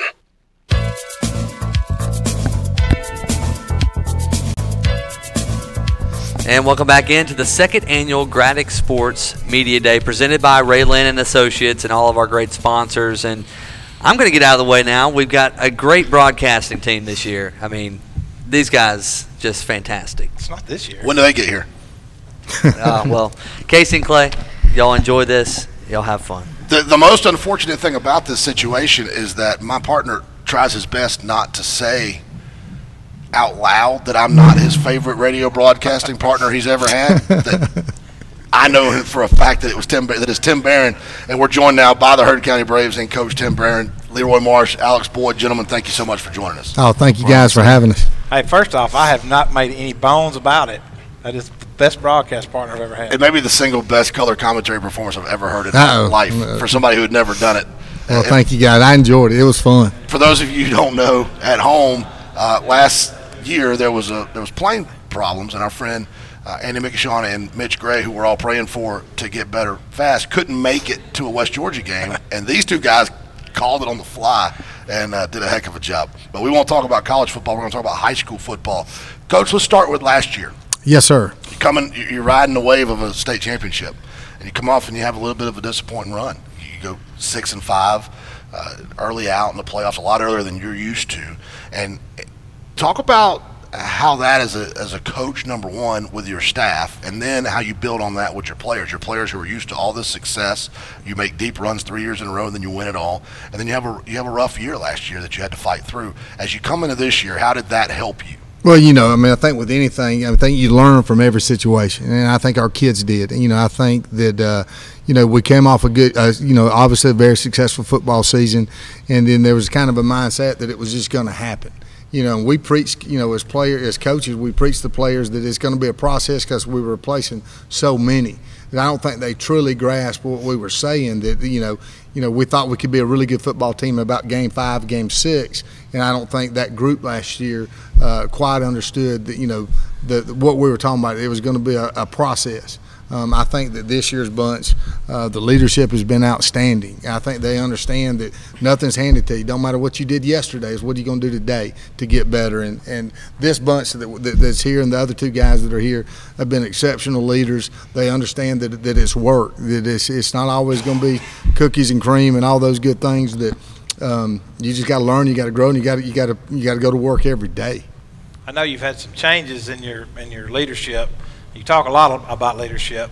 There's some new faces in the captain, the guys you've given that job to as being the team captains. How'd you come about picking these new captains? We talked about it as a staff that, obviously we wanted to have a little better leadership than what we had the year before. And one thing that we try to preach on is servitude. Rather than leadership, because kids, they think leadership, they think, I'm going to yell at this kid to do this, and a lot of times it's an older guy just getting on a younger guy, not holding the one they're counting on Friday night accountable.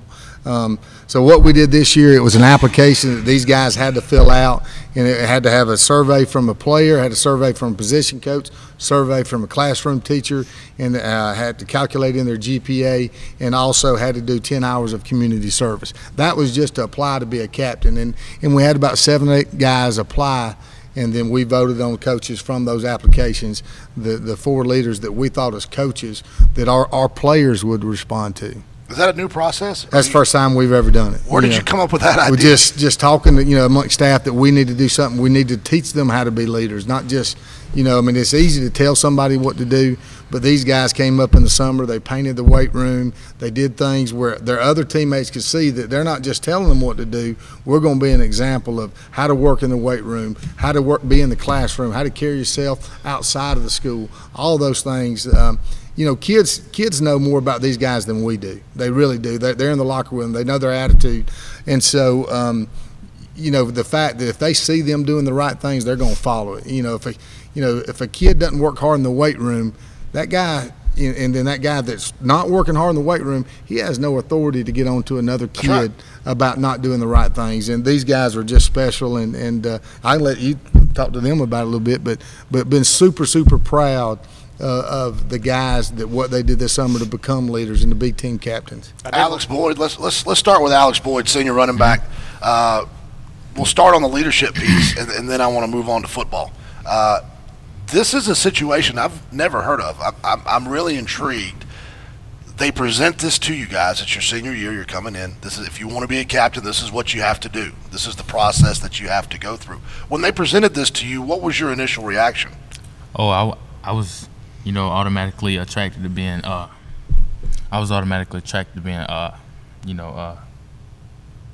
leader.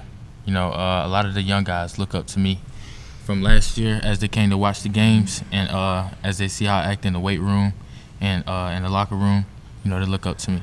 There's a history over the last 5 or 6 years of not just leaders at Heard County High School, but spectacular football players who are leaders at Heard County High School. As you've grown through the program, what kind of pressure does that put on you to know who you're following, and also what have you learned from those guys? A lot of pressure. It's a lot of pressure, but a lot of times it makes me play a lot better, knowing that I have a lot of pressure on me and that my team's dependent on me. So I just play as best as I can. Tradition's it's a very important aspect when you build a winning program. I can remember playing ball in high school and missing a block, coming to the sideline, and some dude in a 30-year-old letter jacket chewing me out for missing the block. Not the coach. Yes, some sir. guy I never heard of. Me looking at the patch, seeing a state championship from 1981 and going, yes, sir, you're right. I got to have better form. Leroy, how about you? When they presented you with the application and you got to thinking about, okay, if I want to be a captain, I've got to do A, B, C, and D. How did you react to that at first? Oh, yes. I really saw it, and I was like, I'm already really kind of a leader by example. I like to lead by example, and I just thought it was a good idea to be a good leader and try and push the kids, new coming up kids, and be as good as I can. You know, I'll say one thing on Leroy. You know, I mean, Leroy's not the biggest guy in the world. And, you know, and he's sitting out there at 135 pounds, and he's as physical as he can be. And the example that he can set, it doesn't matter how big you are. I mean, you can understand what to do. You can read your playbook. You can watch film. You can do all these things and play wide open. Doesn't matter if you're 6'2", 5'6", doesn't matter. Those are things you can control. And to me, you know, the example that he sets, the toughness that he shows, you know, it doesn't matter who we're playing that week. He's going to be physical, you know, and he's going to play hard. He's going to play wide open. You know, it was 2 years ago. You know, I remember having Leroy there, watching him in a JV game, and he's just playing so hard. And I kept telling him, I said, well, you know, one down, you know, just stay close to him. And I tell him, be ready to play, and he wouldn't play that week. Be ready to play. And about mid-season, we got an opportunity to get him on the field and see what he's going to do with the varsity level. And he never came off the field. You know, I mean, he started from that day, from the time he went in, the very next week, he started the rest of the year, and it was. You know, a lot of times, and I got it from Shane a lot, is we can't look at what kid can do. Let's look at what they're doing. And, you know, just don't look at what he can't be successful at. Let's look at what he's successful at. And, you know, once he got on the field, he never came off. Let's switch to the upcoming season. That just what 6 weeks away. What were some of the struggles with scheduling a full 10-game season coming? You know, when you a region as small as ours, we had to go out and pick up 6 ball games. It's tough, you know, especially, you know, if you've had success. You know, a lot of these programs, they don't want to play a successful football team. And so it was really, really hard, you know, trying to put together a full schedule. You know, we've got another tough schedule. And, you know, if we didn't have that tough schedule 2 years ago, we don't win a state championship. You know, it just don't happen because we got challenged. And then if you're playing tough people early in the year, if you're doing things wrong or your personnel's wrong or something's wrong, it gets exposed. And by playing that tough schedule, by the time you get to region, hopefully you fixed a lot of those issues. But if you went out and you played some cupcake schedule, you can have success and you're not doing the right things. You're not doing the little things. And then, you know, if you go out and play those tough people, like I said, it's going to get exposed early, and it gives you a chance as a staff and players to see it on film and to get it corrected. Alex, let's talk real quick. I'm gonna have Jackson come on in and stand right behind Alex, and Maurice, you come on in and stand behind Leroy. So I got your offensive line standing behind you now. I've heard rumors that we're really excited about this year's group of hogs, as I like to call them. Oh, yeah. As the dude that totes the rock, talk to me about the fat boys up front. Oh, yeah. You know, having 1,500 yards last year, you know, they were kind of unexperienced last year, and me still having those yards, and them coming back and being just as good as they were last year, 2 times as good. You know, it's going to be a big season for me and my old lineman. Swap seats out with him there.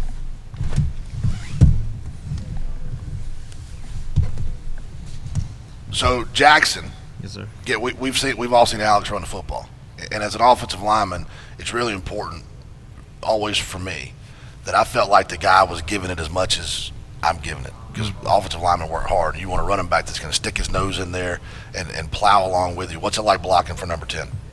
Oh, it's nothing but greatness out there. Watching number 10 just fly around the field and my hogs up front, we're getting it done on the line. It's just can't get any better than that. Maurice Finch is coming in now. The one thing that I always know that I'm going to see when I show up at a Heard County football game, if I haven't seen you guys play a scrimmage, if I haven't seen you in a practice, which very rarely happens that I don't see you in at least one practice before the season starts, I know I'm going to step on that. I'm going to step into that booth. I'm going to look out there, and I'm going to see a hard-nosed, physical football team. Maurice, how do they instill that? How does that physical nature get instilled in the program? Do you just show up knowing if I don't stick my nose in here, I'm going to get run over, or is it something that's learned a different way?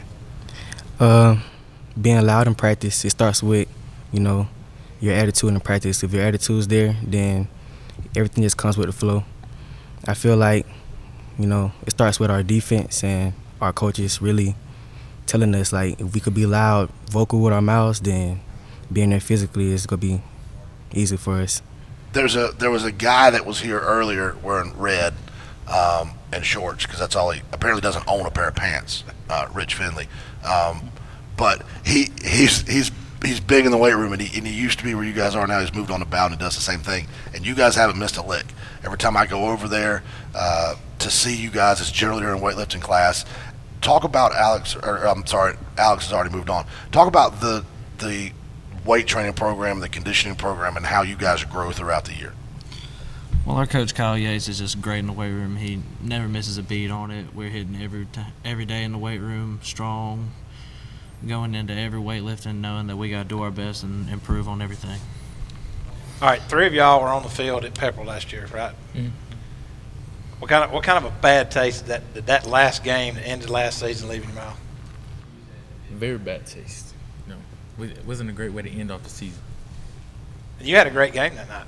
Yeah, but my team overall didn't have a great game, so it wasn't really a good way to end off the season. Do you feel like Coach Barron coached that football game as hard as he could coach it?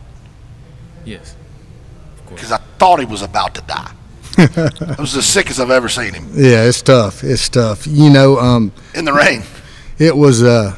You build a program and you're not always going to win. I mean, I don't care what you are. You're not always going to win, but you can always play with 100% effort. You can always prepare the right way. You can always compete in battle. Doesn't matter if you're winning, doesn't matter if you're losing, and we didn't compete in battle that night. I mean, there's just no other way to say it. Were they a better football team? Absolutely. We always talk about it's about the process. We tell them don't worry about the end result, and we mean that, and we preach it day in and day out. We want kids to know that they can play hard, they can play wide open, and let's don't worry about the end result. You're going to get beat deep sometimes. You're going to miss a block sometimes, but it's that competitive nature that you come back the next play just as hard or harder than you did the play before. And to me, that's what Heard County football is. It's not always going to be successful. It's not always going to be great, but you can always give great effort. You can always be physical because those are just choices. It doesn't matter how big or stronger you are, you can be physical. And I'll go back to the weight room. Kyle's in there. But the biggest thing to me, Kyle's done a great job. But when you get players that own the weight room and they own the practice and it's on them, when they set that tone and that kind of environment that is expected by everybody, it means a whole lot more coming from these guys and the examples they set than it ever does from Kyle Yates, Tim Barron, Rich Finley. Don't matter who it is. It's developing that culture and knowing when you step in the weight room, it's time to go to work. Now, every program's got kids, a few kids, we got to get to work a little harder, and we got them. I mean, it's everywhere. But they're addressing the issue every day that, there's a Heard County way to do things. We're going to squat in the hole. I mean, it's going to be hip joint below the kneecap. We're going to power clean correctly. We're going to do those things. That's our motto, and that's what we don't win a state title without being successful in that weight room. We were more successful. The weight room success came than what came after that. We won 5 titles in the weight room. Right. Hadn't won one in football, but we don't win those, that state championship game. It came on the back end of what we accomplished in the weight room and the mindset of being tough, being physical, and outworking people. And it's not just a football thing.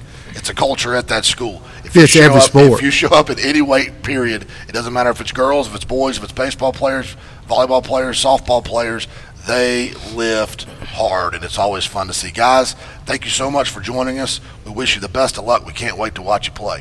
We got helmets now. We're ready for some shoulder pads. We're going to go hit somebody, and we're going to get after it. Absolutely. That's going to do it for the Heard County Braves. I want to thank Coach Tim Barron. I want to thank Jackson Akins, Alex Boyd, Maurice Finch, and Leroy Marsh. We're going to take a break. We will be right back with the Haralson County Rebels right here at the Media Days for West Georgia football, brought to you by Gradick Sports. Thank you, guys. Thank you. RA-LIN's Project Spotlight. The Pope McGinnis Student Activity Center, an indoor facility featuring a full-length artificial turf field, a first in the state of Georgia, complete with 2 end zones, weight room, auxiliary gym, cheerleading and wrestling rooms, and crowned the 2020 Build Georgia Awards First Place Project. RA-LIN, Carrollton City Schools, Southern A&E, and trade partners are confident the Pope McGinnis Student Activity Center will develop the sportsmanship and character of future generations. RA-LIN, building skillfully and ethically for over 48 years. Online at ra-lin.com.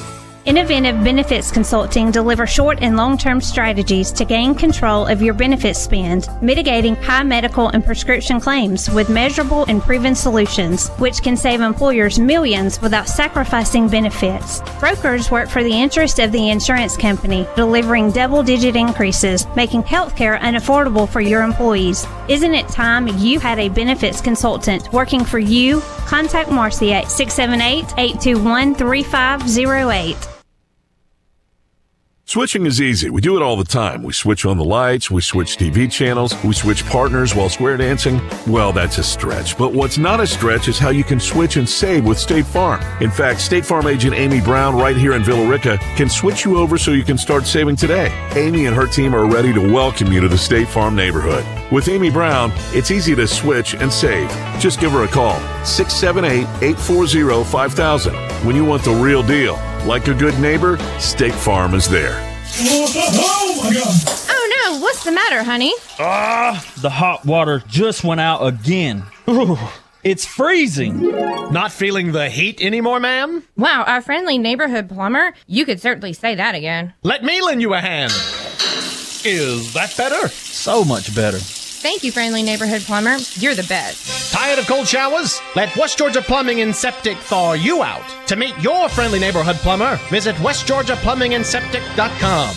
Whether it's a car accident, storm damage, or a fire, when the unthinkable happens, it doesn't matter if you saved money in 15 minutes. In this moment, it doesn't matter if your neighbor has the same insurance you do. In this moment, what matters is that your independent insurance agent and the company that stands behind them have you covered. Auto Owners Insurance, the no-problem people. Visit Susan, Gary, and the rest of the crew at Southland Insurance on Corporate Drive in Carrollton or online at southlandinsagency.com.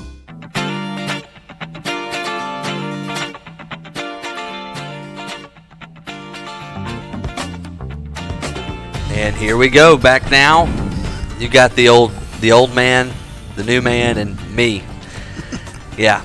We'll have Clay and Casey come back to wrap us up with Bremen High School here in just a moment. But let's talk about the Haralson County Rebels now, joined by Coach Scott Peavy. We've got Mark Harris, Antonio Crapp, Andrew Klein, and remind me of your name, young man. I'm Andrew. Andrew Klein. I'm Jake Rutledge. Jake Rutledge. That's why we have name cards, and, yeah, just not very good with names. I understand getting old.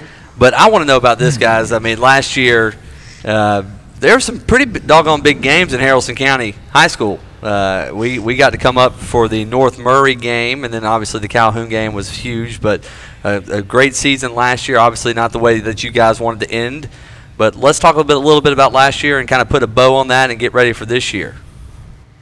Yeah, you know, I felt like we had some big football games in our town, which we're not really used to doing that. So super proud of our kids and the opportunities that they worked really hard for to be able to play games that matter, especially late in the year, and you know that happened to us the last several years in a row. So it's been really exciting. And you know, if you had said 3 or 4 years ago that 2 years in a row we're going to play for a region championship, that would have been a pretty big dream for us. And thankfully we've been in that situation where we have had that opportunity. And you know, we're going to be led by some guys that have some real experience, and that's going to be a new chapter in our school's history too, because we hadn't had a whole lot of senior classes with a lot of experience and a lot of success, and they've had it, and you know, and they've done a great job handling it, and they're doing a great job now leading our team, you know, with that experience.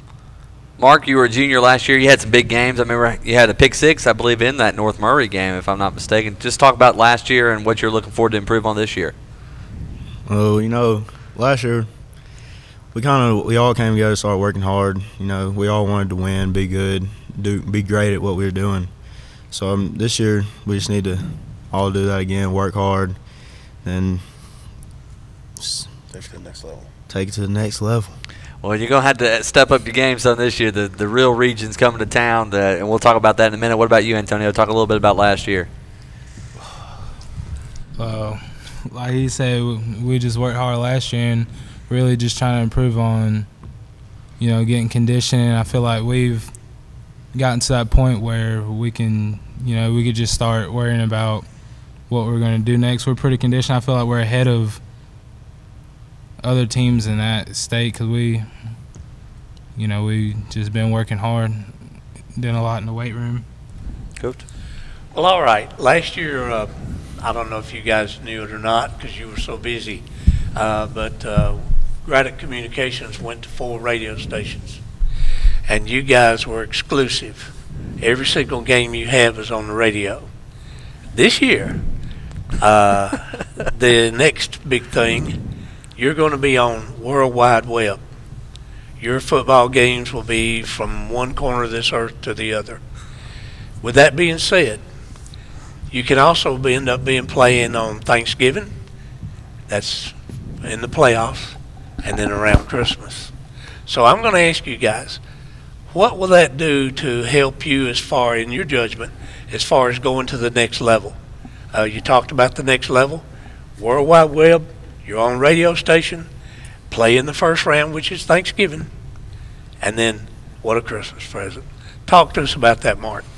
That's a good start right there, but it's all about we got to put in the work if we really want to do it. And I know we got guys on our team that do want to take it that far. We want to go as far as we can. So we plan on playing on Thanksgiving and during Christmas. We plan on doing those things. And how about you, Antonio? It would be amazing to play on Thanksgiving and Christmas. Last year, we talked about going all the way, and it'd be nice to get to the second round, at least. Well, I'm not going to beat around the bush. I'm just going to go ahead and ask the question. Just jump right in there. Since I'm not wearing my coaching shoes right now, I would never discuss this. But since I'm up here on this table, November 20th, y'all get to play the boys in blue, which is y'all haven't got a chance to play them in a long time. So what's that going to be like come that late in the season playing Bremen? I think it's going to give everybody on the team an extra drive. We're definitely going to be prepared for that game. So it's going to be a pretty big game for most of us, but it's not really any different than just another day at the park, Coach. Just another day. I know, but we got to sell. We got to sell ads. We got to sell all that stuff. Because, like I said, that's going to be, hopefully that game's been bought already on Facebook. I know that, and hopefully that is a situation where we get to have a lot of people in the stands, and because that's going to be a packed out atmosphere there, and like I said, the intensity and what it's going, the buzz around that, because like I said, that's something there those two communities hadn't got to have in a long time, and you guys. You got to play them in middle school. Had got a chance to play them now in high school, and now here is the opportunity because right now y'all's program is a lot different than what it was the last time Bowden and Bremen played. Wrong ones. See, I'm used to always saying that other word with Haralson County and Bremen. Well, it's a great that I think that maybe you've added our name to the conversation. Before it was just a game, and we didn't probably bring our best effort towards that game. So, that's going to be our drive, is to make sure that we show up to that game, just like every game. But, it's nice to have some rivalries. We've been playing some teams. You go 2.5 hours to play a football game, you probably don't have the crowds that you had hoped for, and luckily, we like I said, we played some meaningful games late in the season against Calhouns and North Murrays and teams like that too. But it's nice to play close to home, and where more people can travel, and you bring a lifelong rivalry together. Our fans all played against each other and things like that. So that's going to be exciting because we hadn't had that type of atmosphere. Even though the Calhoun and North Murray games were big, right. There's no hatred between the two of them because they've never played, So, and hopefully, I'm glad that we're mentioned in that conversation because probably in the past we hadn't brought our best game to that game. So I'm excited for these guys because they've done a lot to get to the point where people kind of respect our program. So I'm excited about that. Yeah, and to add on to that, to kind of move on with that note, last year, you had a great senior class with Caleb Hardiman and Trey Lovelace, Bo Chafe, and those guys are all either playing at the next level or wrestling as Caleb is. How are you going to replace those guys? Who are some guys that you're looking forward to this year? Obviously, these 4 guys standing up here are going to be a big part of your program, but who are some guys that aren't here tonight that are going to have to fill those shoes? Well, you know, when you have guys like that, it's hard to replace them. Yeah. You know, and you didn't even talk about, we had two unsung players on the backside, Daniel Hartley and Zach Owens, that were just phenomenal football players that nobody knew. You know, they just offensive linemen that just do their job and they grind. Plus those guys that you mentioned, and they just did an awesome job. And you know, you're not going to replace them. You just got to find some guys that are going to do a great job for you. And if you're going to have a great program, you just kind of reload some guys, and that's what we're hoping for. And you know, some guys have got to fill some big shoes. You know, we're going to move our center Eli Selman over to tackle, and Riley Bell's going to have to play both ways for us. And you know, he's been a great football player for us. And Colton Sanders is going to have to play, you know, both sides for us, especially on the offensive front. But we have a kid. His last name's Mullins. He's going to play the left tackle for us, which is a really big position in our offense. And we got two twin brothers, Rodriguez brothers, that are going to play the tight end positions for us. And those are huge in what we do, those positions right there. But, you know, we probably have more depth at skill positions than we've ever had. We're probably a little bit thinner on the front because they were all seniors, right? You know, so we're a little thinner up there than, but, you know, I still think we have some really good football players up front, and they've really grinded. We're going to be a little different than what we are. We're not quite as big, but we're probably a lot faster than we were too. So we'll see how that translates into what we do. It's going to be a different adjustment for us, but have a lot of kids that can play the wing, a lot of kids that can play the running back. You know, so we're excited about that. I feel like defensively we're going to be pretty salty on defense. And pretty good quarterback coming back too. We have a really good quarterback, and he's gotten really big and really strong, and he's a full-grown man. He's really strong in the weight room. He's about 215 pounds now, and he looks really good. We're excited about him, and you know, and I think offensively we have some guys that can catch it. You know, last year we had some hammers, and this year we have some guys that can go catch it. So if we could throw it a little bit out of what we do, it'd really change the game a little bit. Did you hear the word I heard? He said, "Catch it." Oh, catch it! I thought you said that. They don't do a lot of catching. It looks like they're going to catch it a little more. We don't. We can do a little bit of it. So that's exciting. So there'll be some things that change in what we do. And like I said, you know, we got a lot of skill guys. And I think last year we brought all our linemen. This year we'll bring some skills. So we're definitely changing kind of what we do. And I'm excited about it. I'm excited, you know, where our program is right now. All right. This is for all four of you. Start with you, Coach, but for all four of you. You're marching along, you're doing great, you have a great season, and then comes COVID. Rears its ugly head, and then everything goes to heck in the handbasket. As a coach, I don't envy what you went through. I do not. I never had to worry about stuff like that. So I'm going to start with you, and then you guys, what I'm going to ask you is, how did COVID help? And I want all four of you to answer. Pull you together. And at the same time, what did you do to cope? So, first off, it seems to me that COVID has made you work harder, obviously. It's also going to make your guys probably have to be able to substitute at a moment's notice. So, and I'm not going to steal your thunder. I'm just giving them a chance to think. Tell me and tell everybody how your world changed with COVID-19, Coach, please. Well, obviously it's a huge adjustment for everybody, but in our community, I think, you know, we lean on each other. You know, I love getting to work every day and seeing our guys. We lift in zero period, and it starts our day on a great foot for me. I'm really lucky to do what I do, and when that went away, it was tough. Yeah. You know, it was tough, and so we started doing things digitally. You know, I would send them a workout, and kids were filming their workouts, you know, squatting with trees and doing pull-ups on their barns and, you know, just crazy things, but they're all trying to do what we're asking them to do. Right, and they're running up and down their yard and running in the woods and, you know, just sending videos. So it changed like that. Plus we started doing Zoom meetings and things that I'd never done before. And that was good. And really, you know why? I just need to see them. I just need to talk to them. And so when we, you know, when that changed, it changed a lot. So hopefully that won't happen in the season. Hopefully that won't happen. But if it does, you know, I think my prayer was for them guys to be able to play. And I think I continually said it over and over, just praying every day that these guys are going to get a chance to play because they deserve to play. All the kids deserve to play. But, you know, and if it's only 2 games, we're going to be thankful for 2 games because it could have been none. you know, and that. So so I'm going to preach that all year. Just be thankful for the opportunity to play tonight, you know, because next week's not a given, not a given, you know. So that's a great outlook. Hopefully that's going to be, you know, what we hang our hat on every week. All right, Mark, what we're going to do now, give us your insight about how you handled COVID with your teammates and how it pulled you together, and then we're going to let you hand the microphone back to your friend back there. Well, he might have to lean in because we got it taped down. Oh, don't hand the microphone back. What we'll do is we'll let you lean over and introduce yourself, and then we'll do the same with you, Antonio, okay? Oh, we're going to let him. Even there. Golly, the coach gives up his seat, man. That is cool. All right, so, Mark, tell us first of all what COVID is, how that's really helped, if you want to use it that way.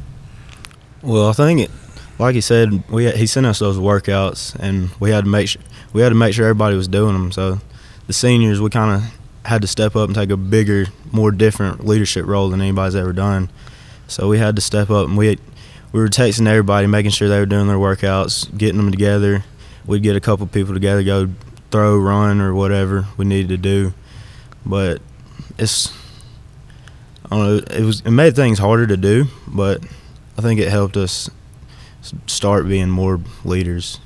All right, introduce yourself and tell us what your thoughts are. I'm Jake Rutledge, and I feel like it really brought us all more together at the time, and I feel like it made people work harder because like they took it for granted while we were like there at school, and like you weren't there, like you didn't have any more football or nothing. I think everybody was taking it for more granted, and now everybody's working harder. I feel like it brought us all more together, and made us work harder and appreciate it more.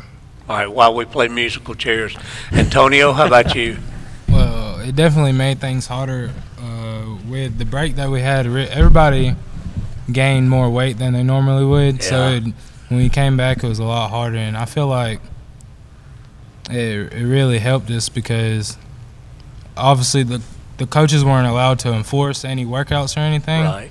So you had to take it into your own hands, and you had to be willing to learn and force yourself to work out. And helped you grow up, didn't it? Yes, sir. All right, young man. My name's Andrew Klein. I really think it was really hard for us, but it made us come as a team, so we bonded together and we made sure everybody doing our workouts and stuff, so we got a little bit stronger and stuff. One more question, and we'll get Haralson County back up 27. Things kind of going in. You know, you guys played. You know, we always used to talk about you guys in the road trips you guys were taking. I mean, you know, you guys were, you know, y'all were ranking up there probably with some of the top travel miles in the state based off of a region. Don't forget the game that went till 1 o'clock either. Yeah, and with that, and so you know, played all night. And now you guys get to play, you know, a lot locally now with a lot of teams in this region here, and you know what. Kind of share with us y'all's thoughts now of being able to play a lot more locally against some of these teams, because I think Coach hit it on the head earlier. You know, in the past, Haralson County was Haralson County, and what you guys have kind of built now as your culture to be mentioned in those conversations, because you know right now, you know, going into this region, you know, we talk about it. There's 5 teams in that region that we talk about being in playoffs, and there's somebody that's going to be sitting at home in that group.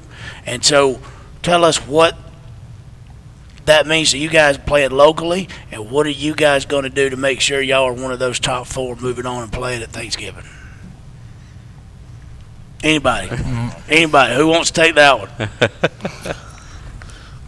You know, I think I'm going to like it a lot better than having to drive do all that riding. Oh, yeah. But it's always good to be able to say that you're playing the teams around you. You can actually, like, I always hear people talking about their teams playing, like Carrollton, Villarica and stuff. They'll be playing, but you can't really say, oh, we played Bremen, we played Temple, and like you can't say none of that because you're playing teams far away, so you can't compare none of that.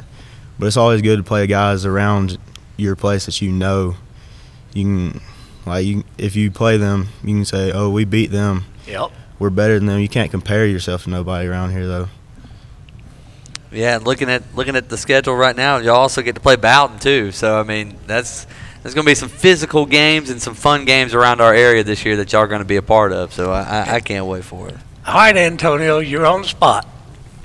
I had some in my heart. Well, with playing more locally, I feel like it would make us play harder because these are people you're going to see at Walmart. Good point. Right, that's a good point. Way to go. So you definitely don't want them come up talking smack. So you definitely going to play harder than you playing in Calhoun 2 hours away. That was the answer we were looking for. All right, your turn. We're definitely going to work a lot harder because it's locally, and we got Bremen, which is a big game for us, and we're just going to work a lot harder than them and try to win. All right. Last but not least, we'll let the coach be last, but go ahead. Oh, yeah, you don't get away with it, Hoss. No. I think it's going to be fun playing teams around here, not having to ride those 2 to 3 hour bus rides back every night, but just like knowing you beat the people around you, knowing like you have that over them, like I think it'd be nice being able to talk that smack. All right, Coach, your shot. Well, I think that these guys grew up playing each other, so they know them. They have relatives on other teams. They have cousins and things like that, and they have friends that they've known their whole life playing against each other. So that brings back how they played against each other in youth ball and things like that. It brings that rivalry back, which is nice. And like I said, the fact that their dads played against those towns and things like that. So all those things, it's going to make it nice playing the Bowdens and the. We're also going to play Cedartown and Pepperell and those teams too, and so we play Model, and so there's some teams that there's definitely some relatives and friends and family and things like that. So that'll bring a little more fire to the game too, and a little more energy to the game, and most importantly, it's going to bring some more fans to the game, and.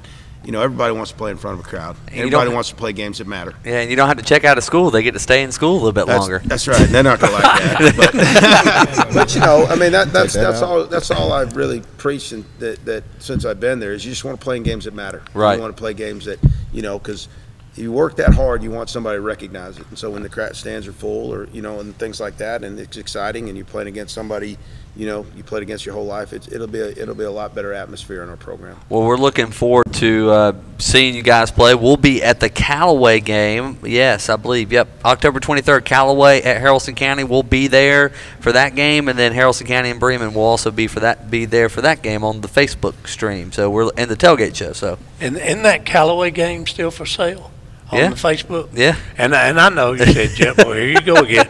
But if you know of anybody that would like, that's worldwide, man.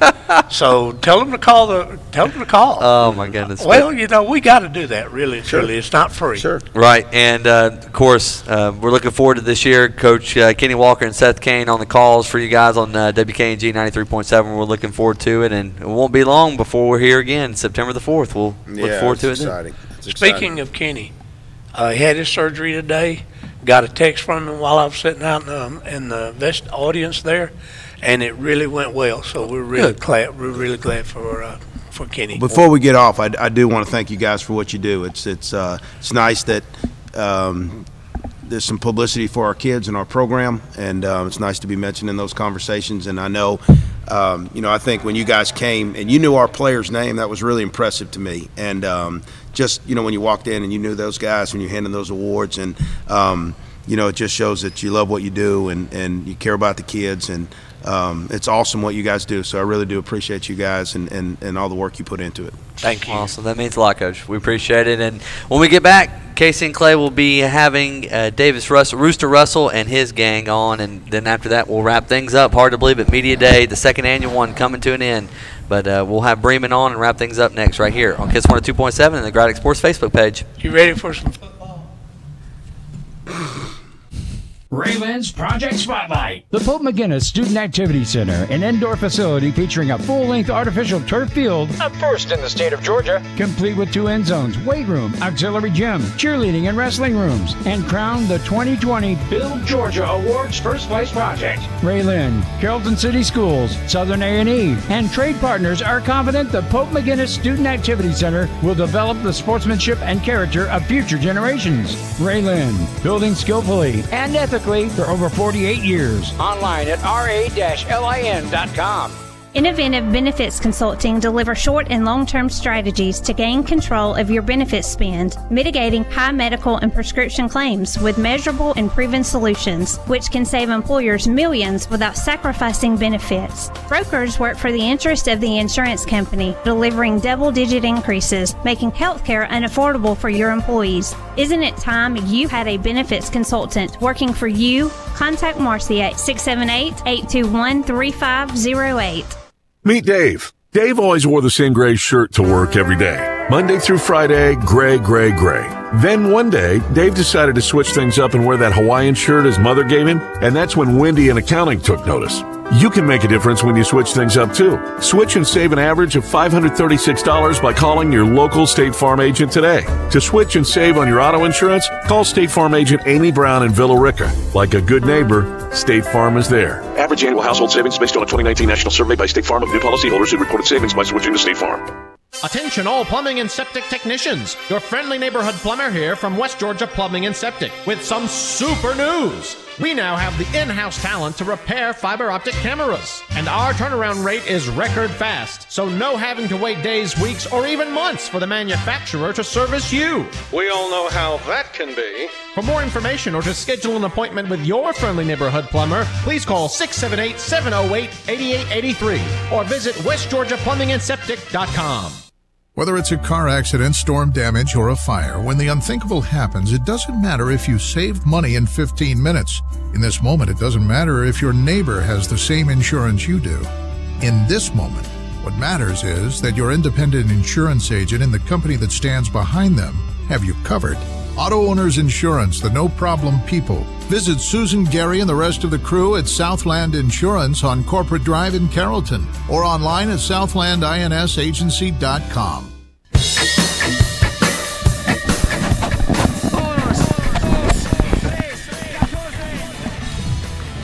We are back. Welcome back to the Gradick Sports High School Media Day. We're joined by the Bremen Blue Devils. I'm Casey Bass. This is Clay Harden, and we will start with Rooster Russell, Tucker Hendricks, and Clint Duncan. Coach Russell, first off, it's a big day. Are we on? I have a big day. Yeah. It's a big day. It's your grandpa's birthday. Ain't no doubt. It's a lot of, you see a lot of players on, his former players and Georgia Southern folks on social media and Georgia folks celebrating today, and that's real special, you know, and it's cool. Before I go to bed tonight, instead of reading my little boy Irk a book, I'll read him some stories about his great granddaddy. So what you need to do is play some of those clips where he was trash talking Georgia Tech back in the day. Yeah, that's what you need to do. And screw Florida and the mule they rode in on and all that stuff. That's right. 8-4 last year, pretty Yes, good year. Ended to the state champions. That's right. Very good football team.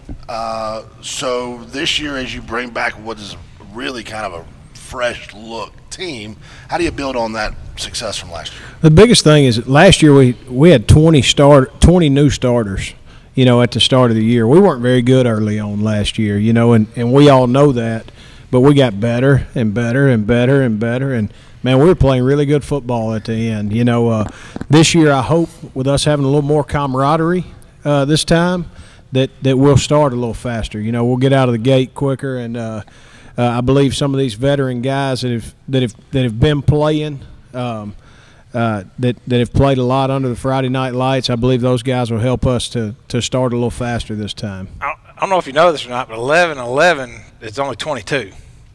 That's right. And you had 20 new starters last year. 20. How's that going to translate to this year? You know, we got a lot of guys who played a lot of football. You know, so those lights won't be quite as bright when we get started. Last year, I think we pressed like crazy in the early going, especially Rabin and Bowden to start the year. Our guys just, man, the game was fast to them. The lights were bright, and then, man, as it slowed down to them, we became a much better team. I think we got some guys and some senior leaders that will understand what we're up against early on and be able to help those new guys in the fire for the first time. Tucker Hendricks, you're a senior. You'll be under center, I guess. Yes, sir. Is that what you guys do? In the pistol, under center, somewhere you'll be taking. Do everything pretty much. You'll be taking snaps, but last season you played safety. and did a great job at it. One of the best I saw all year. So obviously you've got a hard nose to you. Is he going to let you play defense? That's the question. He better. I sure hope so. All right. So how has preparing for this season as a quarterback been different than preparing as a safety? I've been doing quarterback stuff ever since I was a freshman, since I came to Bremen. The workouts with Coach Willis and all. I always played. I wouldn't play that in games. I just played defense in games. Right. But this year I've just been. Now I'm playing more of both, or quarterback and safety.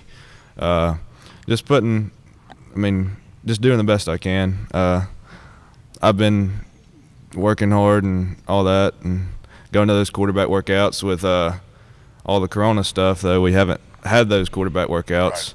So I've just been doing stuff on my own, stuff like that. Clint, you're kind of a new bird around here. What's it been like being a part of this team as you get ready for the season?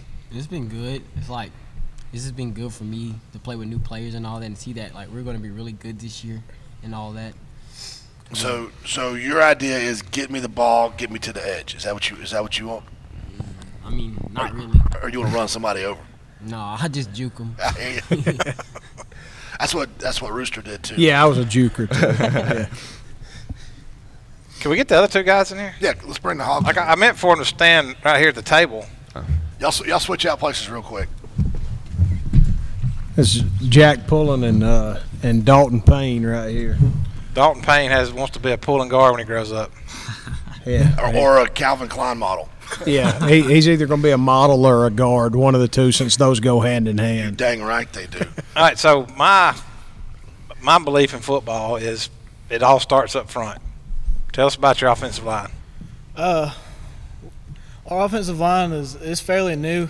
We've got the only two returning starters are me and Austin Faulkner. And then we're rotating at left tackle. So it's new, but we've got a bunch of good guys. Like, I think this is the biggest line we've had since I've been in high school. Absolutely. And I'm one of the smallest ones. So I mean, you agree with me that it all starts up front, right? Yes, sir. How are their feet? Good feet. Well, the right side, their feet are real big.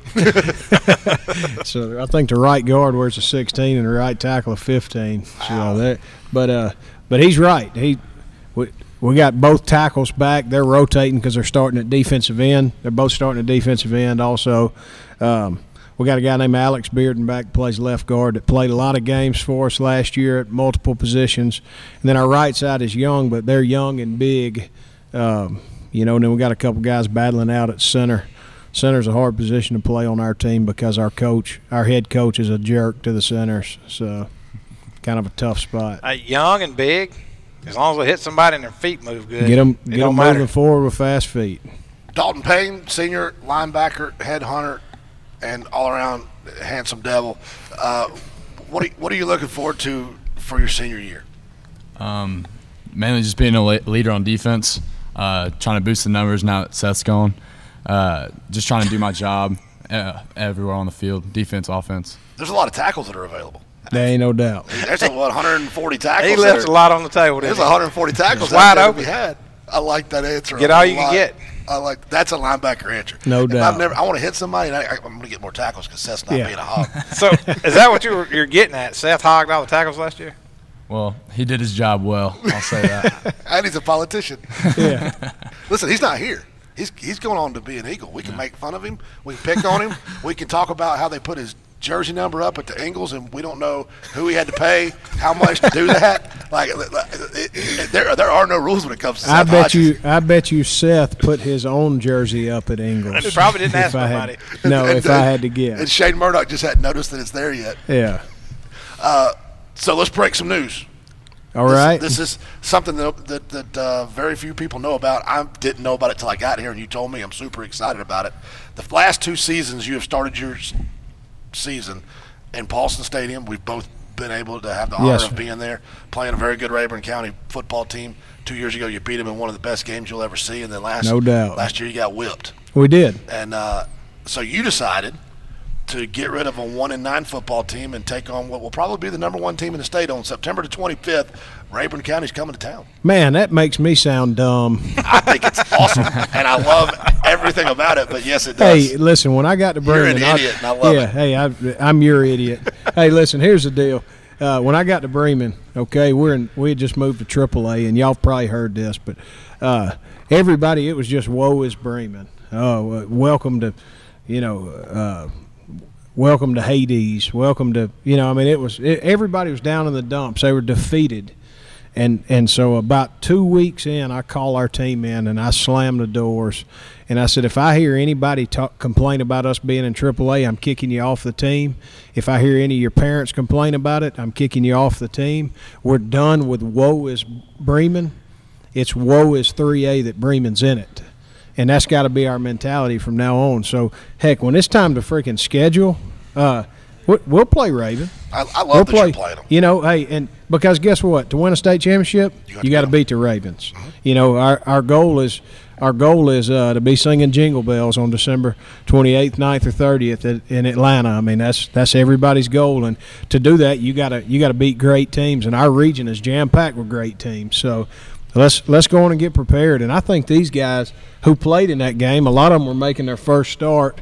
They want that back. Yeah. They want that game, and we're not going to shy away from that. And I'm happy to help Jay Beauchamp out too, man. He had a bad deal with those South Carolina teams and losing 4 games. So, shoot, let's do it. Y'all come to us one year, we'll take a mountain trip the next. And they'll travel. They will bring a ton of folks. And Bremen will travel there, and they'll travel here. Ain't no doubt. I think Bremen and Rayburn is a rivalry that should happen. I think it should be every year. I think you should travel across the state every year. It's good for both teams. No doubt. 2 fan bases that are kind of alike.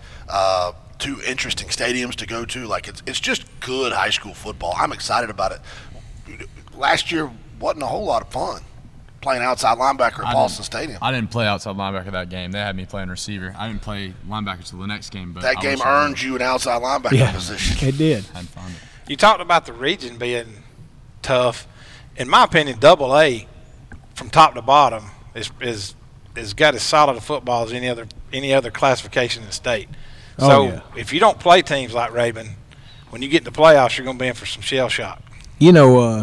Our goal in this 6-game non-region schedule is to get four teams that are where it's a battle, because then you take your little bye week and then you got a 4-game battle in your region. So our non-region is going to simulate our region. We got 4 games in there, just to name off the top. We got Bowden, Pepperell, Darlington, and Rabun. That's a pretty good 4-game stretch to test yourself before another 4-game stretch. And then was it Temple, Heard, Haralson County, and Callaway? That's right. That's right. That's a schedule. So you guys ain't getting cheated. No, we're getting our money's worth on our schedule, but it'll be a whole lot of fun, and it'll be tough as coaches to make sure that we're prepared against some great coaches, and then our players are going to get to play against some great players, and that's what you're supposed to do. Well, it's hard to make adjustments when you're playing bad football teams. Ain't no doubt. You're not going to get any better. You're not going to get better as coaches. You're not going to figure out what's going on with your team, and you're certainly not going to get better as an offensive lineman, Jack. To get in there and get your butt whooped and realize I got to do A, B, and C better. So for you, as you prepare from week to week, as you're looking and going into this season, what are you thinking about personally? For just you, how do you get better so that you can have the best senior season you can have? Go against the best people in practice, because the best people in practice, they're going to make me a whole lot better. Like I was talking about before, our big young guys, they're tough to handle. Going against them, this changes the game. Your middle school program coach, Russell, has been looking pretty good the last couple of years. You Absolutely. got a little bit of a feeder program going down there. Got a pretty good coach there. Yeah. So, yeah. So you are you excited about what you've got coming up? We are. This 8th grade group. This 8th grade group that will be this upcoming freshman group is a good group, but this rising 8th grade group really is too, and they'll have another year with Coach Rob. I'm excited about that, to see what year 2 brings, with him being down there. I don't worry about if they're practicing, what they're doing and this and that, because they're running our scheme. They're coming up. They know they're doing our stuff, and man, it's great to have a guy like that. You got a guy with a state championship ring coaching your middle school team. Whose level of intensity kind of matches yours? You guys are kind of you kind of coach on top of the clouds. Well, there's no downtime with Coach Russell, is there? Where he's whispering to you on the field. I whisper sometimes. I'm sweet to him sometimes. Right, Jack? I was real sweet to you last year, all year, right? Yep. Yeah. What's it like playing for Rooster Russell? Oh, it's amazing. So much fun. So much fun. It's the most fun I've ever had on a football field. When I was a kid, all I wanted to do was play for his grandpa. I'm 5 years old. Because you could look out there and you could just see, man, I bet that's fun. I could tell by looking on the field, even not knowing football, that dude loved his players. Is that what it is? Do you have any doubt in your heart whether or not Rooster Russell loves you? Not as a football player, but as a human being. Not at all. Man, Jack answered so quick. He's like, man, he's going to be mad at me. You're if sitting I right answer next this to him. I was over here pinching him. What percentage of dirty jokes that you know did you learn from Rooster Russell? More than I'd care. Yeah.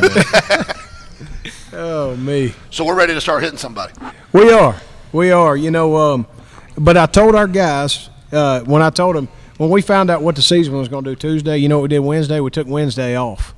And I said, we're going to practice football, and then we're going to do some Iron Devil stuff, and then we're going to push back some of the contact. And I said, you need to let me take care of when you peak, because if not, you go 5 days next week, you go 5 days in pads, 5 more days in pads, then a scrimmage, then another week that's a scrimmage, and then the first game. And, heck, you could hit 30 days before you play. You know, so we're going to tempo it. You know, we're not going to be – we are in a hurry. We want to get our stuff on, but we also want to be smart about doing it because of that schedule I just told you. What is your depth like? We're going to have some two-way guys for the first time. We're going to have 3 or 4 two-way guys. You know, I'd say we got a lot of depth at some positions, but a lot of our depth is two-way depth. You know, like Duncan is he starts at defensive back, but he's going to play a lot of receiver too. You know, Tucker's a quarterback and a will linebacker. Dalton Payne can play anywhere we put him on offense. He wants to pull. You know, he's going to play B-back. He's going to play B-back. He's going to play tight end. Prettiest guard in the history of football. Yeah. Look, if you get the opportunity and you don't put him, like I'm talking about in a game that's out of hand, if you don't put him in it at least one play. To run buck sweep. Pull him from the guard position, I won't be upset. I'll get him in there. We have to be calling the game. Yeah. I need that. You know, him and Tucker took a ton of snaps Tucker took most of them at Wildcat quarterback last year in our overset sweep stuff that we do so much. And then Dalton took some also, you know. So we got guys that can play all over. He plays left tackle. He plays defensive end also. So the depth where we may have 18 guys starting at 22 positions, those guys also provide depth at other places. So. I do got one question. Percentage of the chance that we see more than one safety at one time.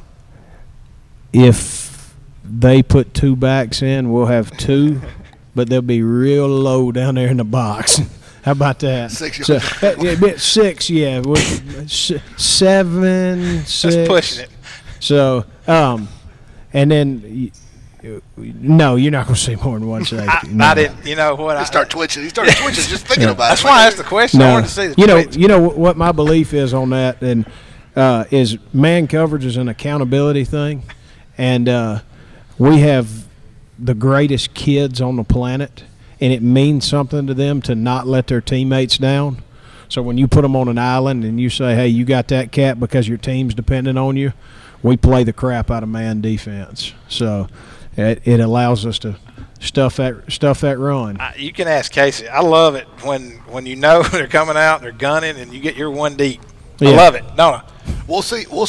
I'm looking forward to seeing what the scheme is on September 25th. And I'm going to go ahead and say this. This piece of paper right here does not have this game on it. But I'm going to go ahead and announce right now, because I'm not an idiot, that on September 25th, the web stream game and the game on B92 Country, which is the station we will be working on, will be the Bremen Blue Devils playing host to what possibly could be the #1 team in the state, the Raven Wildcats, and we're going to whip them. Hey. It's a rubber game. We're going to whip them, and I'm excited to see it. And, folks, listen, if you're listening at home, if you're watching on the web stream, you get the opportunity to see a lot of great football. You get to see Bremen, you get to see Hurd, you get to see Carrollton, you get to see Villa Rica, who's going to be a lot better. You get to see Haralson County. There's a ton of great football in this area. You need to come watch Gunner Stockton play football. He's a fun kid to watch. They're a good coach football team, and it's going to be a hard-nosed, hard-hitting game, and I think you can beat them, and I look forward to it. And I'm excited. I didn't know about this. I found out about it tonight, and I'm fired up, ready to go. You know, the only teams that aren't playing that should are Bowden and Hurd. But what we should do is we should have a Findlay versus Barron arm wrestling contest on their bye week and see who wins out. I don't know if there's enough baby oil in all of West Georgia to prepare the two of them for TV. I mean, that would be a greasy situation. If you'll set that up, I'll make sure we get it on the webcast. Yeah, that'd be the game of the week right there. I love this. I just absolutely love it. Listen, guys, thank you so much for coming on. We really appreciate it. Joining us again, Dalton Payne, Tucker Hendricks, Clint Duncan, and Jack Pullen, also Rooster Russell. Thank you for coming on. Apparently you didn't have to be here, but we appreciate that you cared enough about your team and cared enough about the West Georgia area and all those listening at home and our radio stations to come on and join us, because we love covering you guys, and we love the fact that we get to talk to you. We're excited. We're ready to play ball. I'd go anywhere in the world to talk to you, Casey Bass. I know it, brother. We'll be right back to wrap this whole thing up. Thank you to the Bremen Blue Devils. Thank you to everybody here tonight. Casey, Clay, we're out of here. Good luck to you guys. We're going to break right here on the Gradick Sports Radio Network. RA-LIN's Project Spotlight. The Pope McGinnis Student Activity Center, an indoor facility featuring a full-length artificial turf field, a first in the state of Georgia, complete with 2 end zones, weight room, auxiliary gym, cheerleading and wrestling rooms, and crowned the 2020 Build Georgia Awards First Place Project. RA-LIN, Carrollton City Schools, Southern A&E, and trade partners are confident the Pope McGinnis Student Activity Center will develop the sportsmanship and character of future generations. RA-LIN, building skillfully and ethically for over 48 years. Online at ra-lin.com. Inoventive Benefits Consulting delivers short and long-term strategies to gain control of your benefits spend, mitigating high medical and prescription claims with measurable and proven solutions, which can save employers millions without sacrificing benefits. Brokers work for the interest of the insurance company, delivering double-digit increases, making healthcare unaffordable for your employees. Isn't it time you had a benefits consultant working for you? Contact Marcy at 678-821-3508. Switching is easy. We do it all the time. We switch on the lights, we switch TV channels, we switch partners while square dancing. Well, that's a stretch. But what's not a stretch is how you can switch and save with State Farm. In fact, State Farm agent Amy Brown right here in Villa Rica can switch you over so you can start saving today. Amy and her team are ready to welcome you to the State Farm neighborhood. With Amy Brown, it's easy to switch and save. Just give her a call, 678-840-5000. When you want the real deal, like a good neighbor, State Farm is there. Oh, I've had it up to here with this daggum toilet. This is why I told you to call a professional. Maybe I could help. Whoa, how did you get in our bathroom? Don't mind me. I'm just your friendly neighborhood plumber, here to save the day. You did it. Wow, thank you, friendly neighborhood plumber.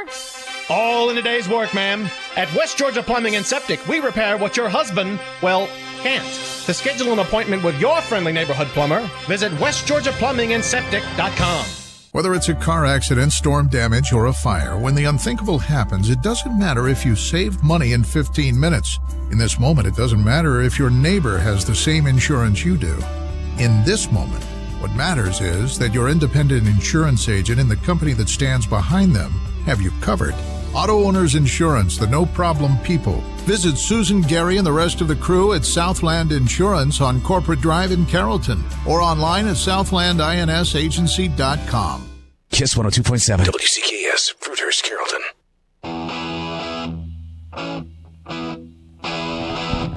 Yes, it's the last group you have to see. It's our ugly faces, and we brought in 2 pretty faces. Yes, Billy Lindahl and Coach Nick White. We've got the face for radio. I don't know what you're talking about. True statement. Well, we've had an absolute blast. Our whole Gradick sports team. We thank Jay Lazardo, I think is his last name, from the Times-Georgian for showing up today. He was a part of our media day. Unfortunately, we couldn't have these seats filled out here tonight with all of you, but we truly appreciate you watching on the Gradick Sports Facebook page. I'm sorry. We just had a young man come in with about 18 Chick-fil-A sandwiches in his hand. That's all I saw. I'm sorry. A true lineman right there. A true lineman. That is a true horse. That's all I saw. I'm sorry, y'all. But anyways, You're not sorry. We're getting ready to wrap. That was the last thing I was expecting to see walking through the door. Hey, folks, who he's talking about is Nate Horsley, who is a fine young man, and he's growing, and he is a lineman. And we linemen got to eat. Calories are necessary. Got to eat. Let the big dog eat. So I've got to ask. He's not a lineman. He's not a lineman. Okay, just don't hurt his feelings. Well, if he eats 18 Chick-fil-A sandwiches, he may very well be. I thought you were the long snapper. Well, that makes you a lineman, huh? No, they're specialists. They're Coach. specialists. Oh, They're specialists. you are. Oh, you're special. So I've got to ask. We've had some coaches on the podcast. We had everybody come through media days and do the quick questions. We haven't had Coach Horsley and Coach Jetmore on the podcast yet. We're going to have to make that happen. That's an invitation, fellas. It's That's an invitation. Okay. Coach Jetmore goes before I do. Check yes or no. Hey, you're right. You're right. He always You goes. say. Yeah, but in case you don't know these guys, Billy Lindahl hosts our Gradick Sports Weekly podcast with myself and Coach Nick White. Every Wednesday we record, and every Friday we put it out on Apple and Gradick, or Apple, Spotify, and our Gradick Communications website. It's a lot of fun, and we enjoy doing it. And Coach White's going to join our team this year, be a part of the football stuff. Billy's going to be a big part of our broadcast back in the studio. And I don't know about you guys, but I'm ready for some football. Did y'all get some good content tonight from all the coaches? Yeah, we asked a lot of questions, a lot of goofy questions along with the normal football questions that you would expect, outside of, why are you going to be the best team in this area? We were also asking, who's your favorite Avenger, or who's the coach with all bark and no bite. So I mean, we had a lot of fun answers from the kids and from the coaches. Yeah, too. you should hear a lot of really good stuff when the podcast comes out over the next couple of weeks. But I would say probably the most entertaining part that was non-football, we were asking kids what their walkout song would be, and the answer for back-to-back young men from Mount Zion, one was a Justin Bieber song, and the other one was Baby Shark. He's not lying. This is the truth. That happened. A lot of little baby, but yeah, Baby Shark and Justin Bieber probably. Yeah. It is 2020. What a world we live in. But let's go. I want to run down radio crews before we wrap up for this 2020 football season.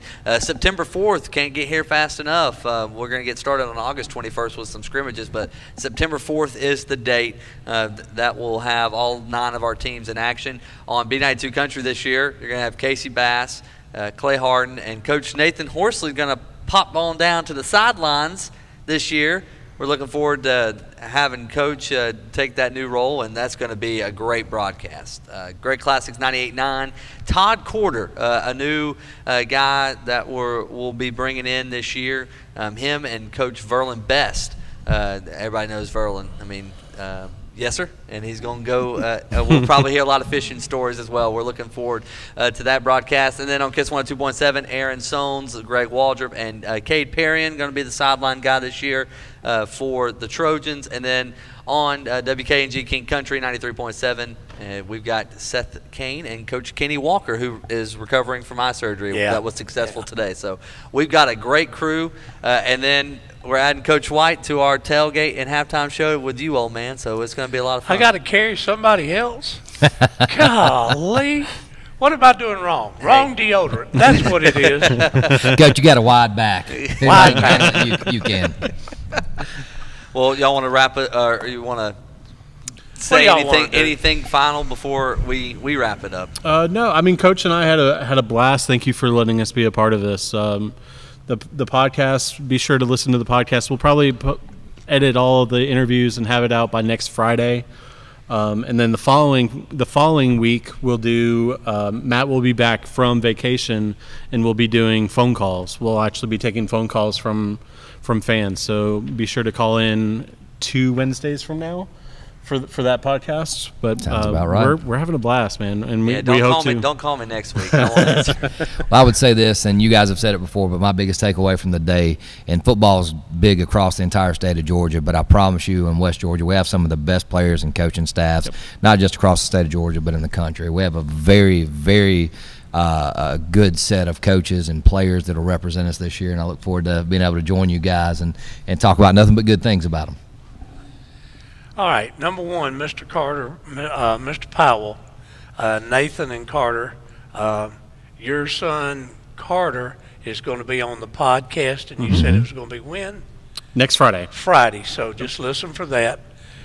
Next, those of you that listen to the 502, that's what Casey and Clay call my afternoon show. I truly appreciate it because I do get a lot of good feedback. And I don't know how many this will make as far as yours is concerned with the red zone and all of this. But I'm going to tell you straight up, there has not been a single year that I have not thoroughly enjoyed and looked forward to the next year. And last but not least, I'm going to do everything I can to be at that Bremen-Bowden game this time. Don't butt. That's right. Not planning on there. My biggest take tonight was, we've talked about this a lot in the past about how blessed we are with the coaches in this area.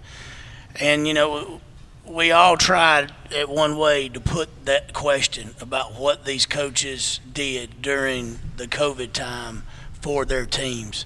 And I don't care what school your kid plays for, but from what we heard tonight, what those coaches did and what those coaches mean to those players and getting those phone calls and getting those Zoom messages and just the intentionality of those coaches to make sure those kids were all took care of emotionally and spiritually and physically with all the things that went on. I mean, that is huge because, I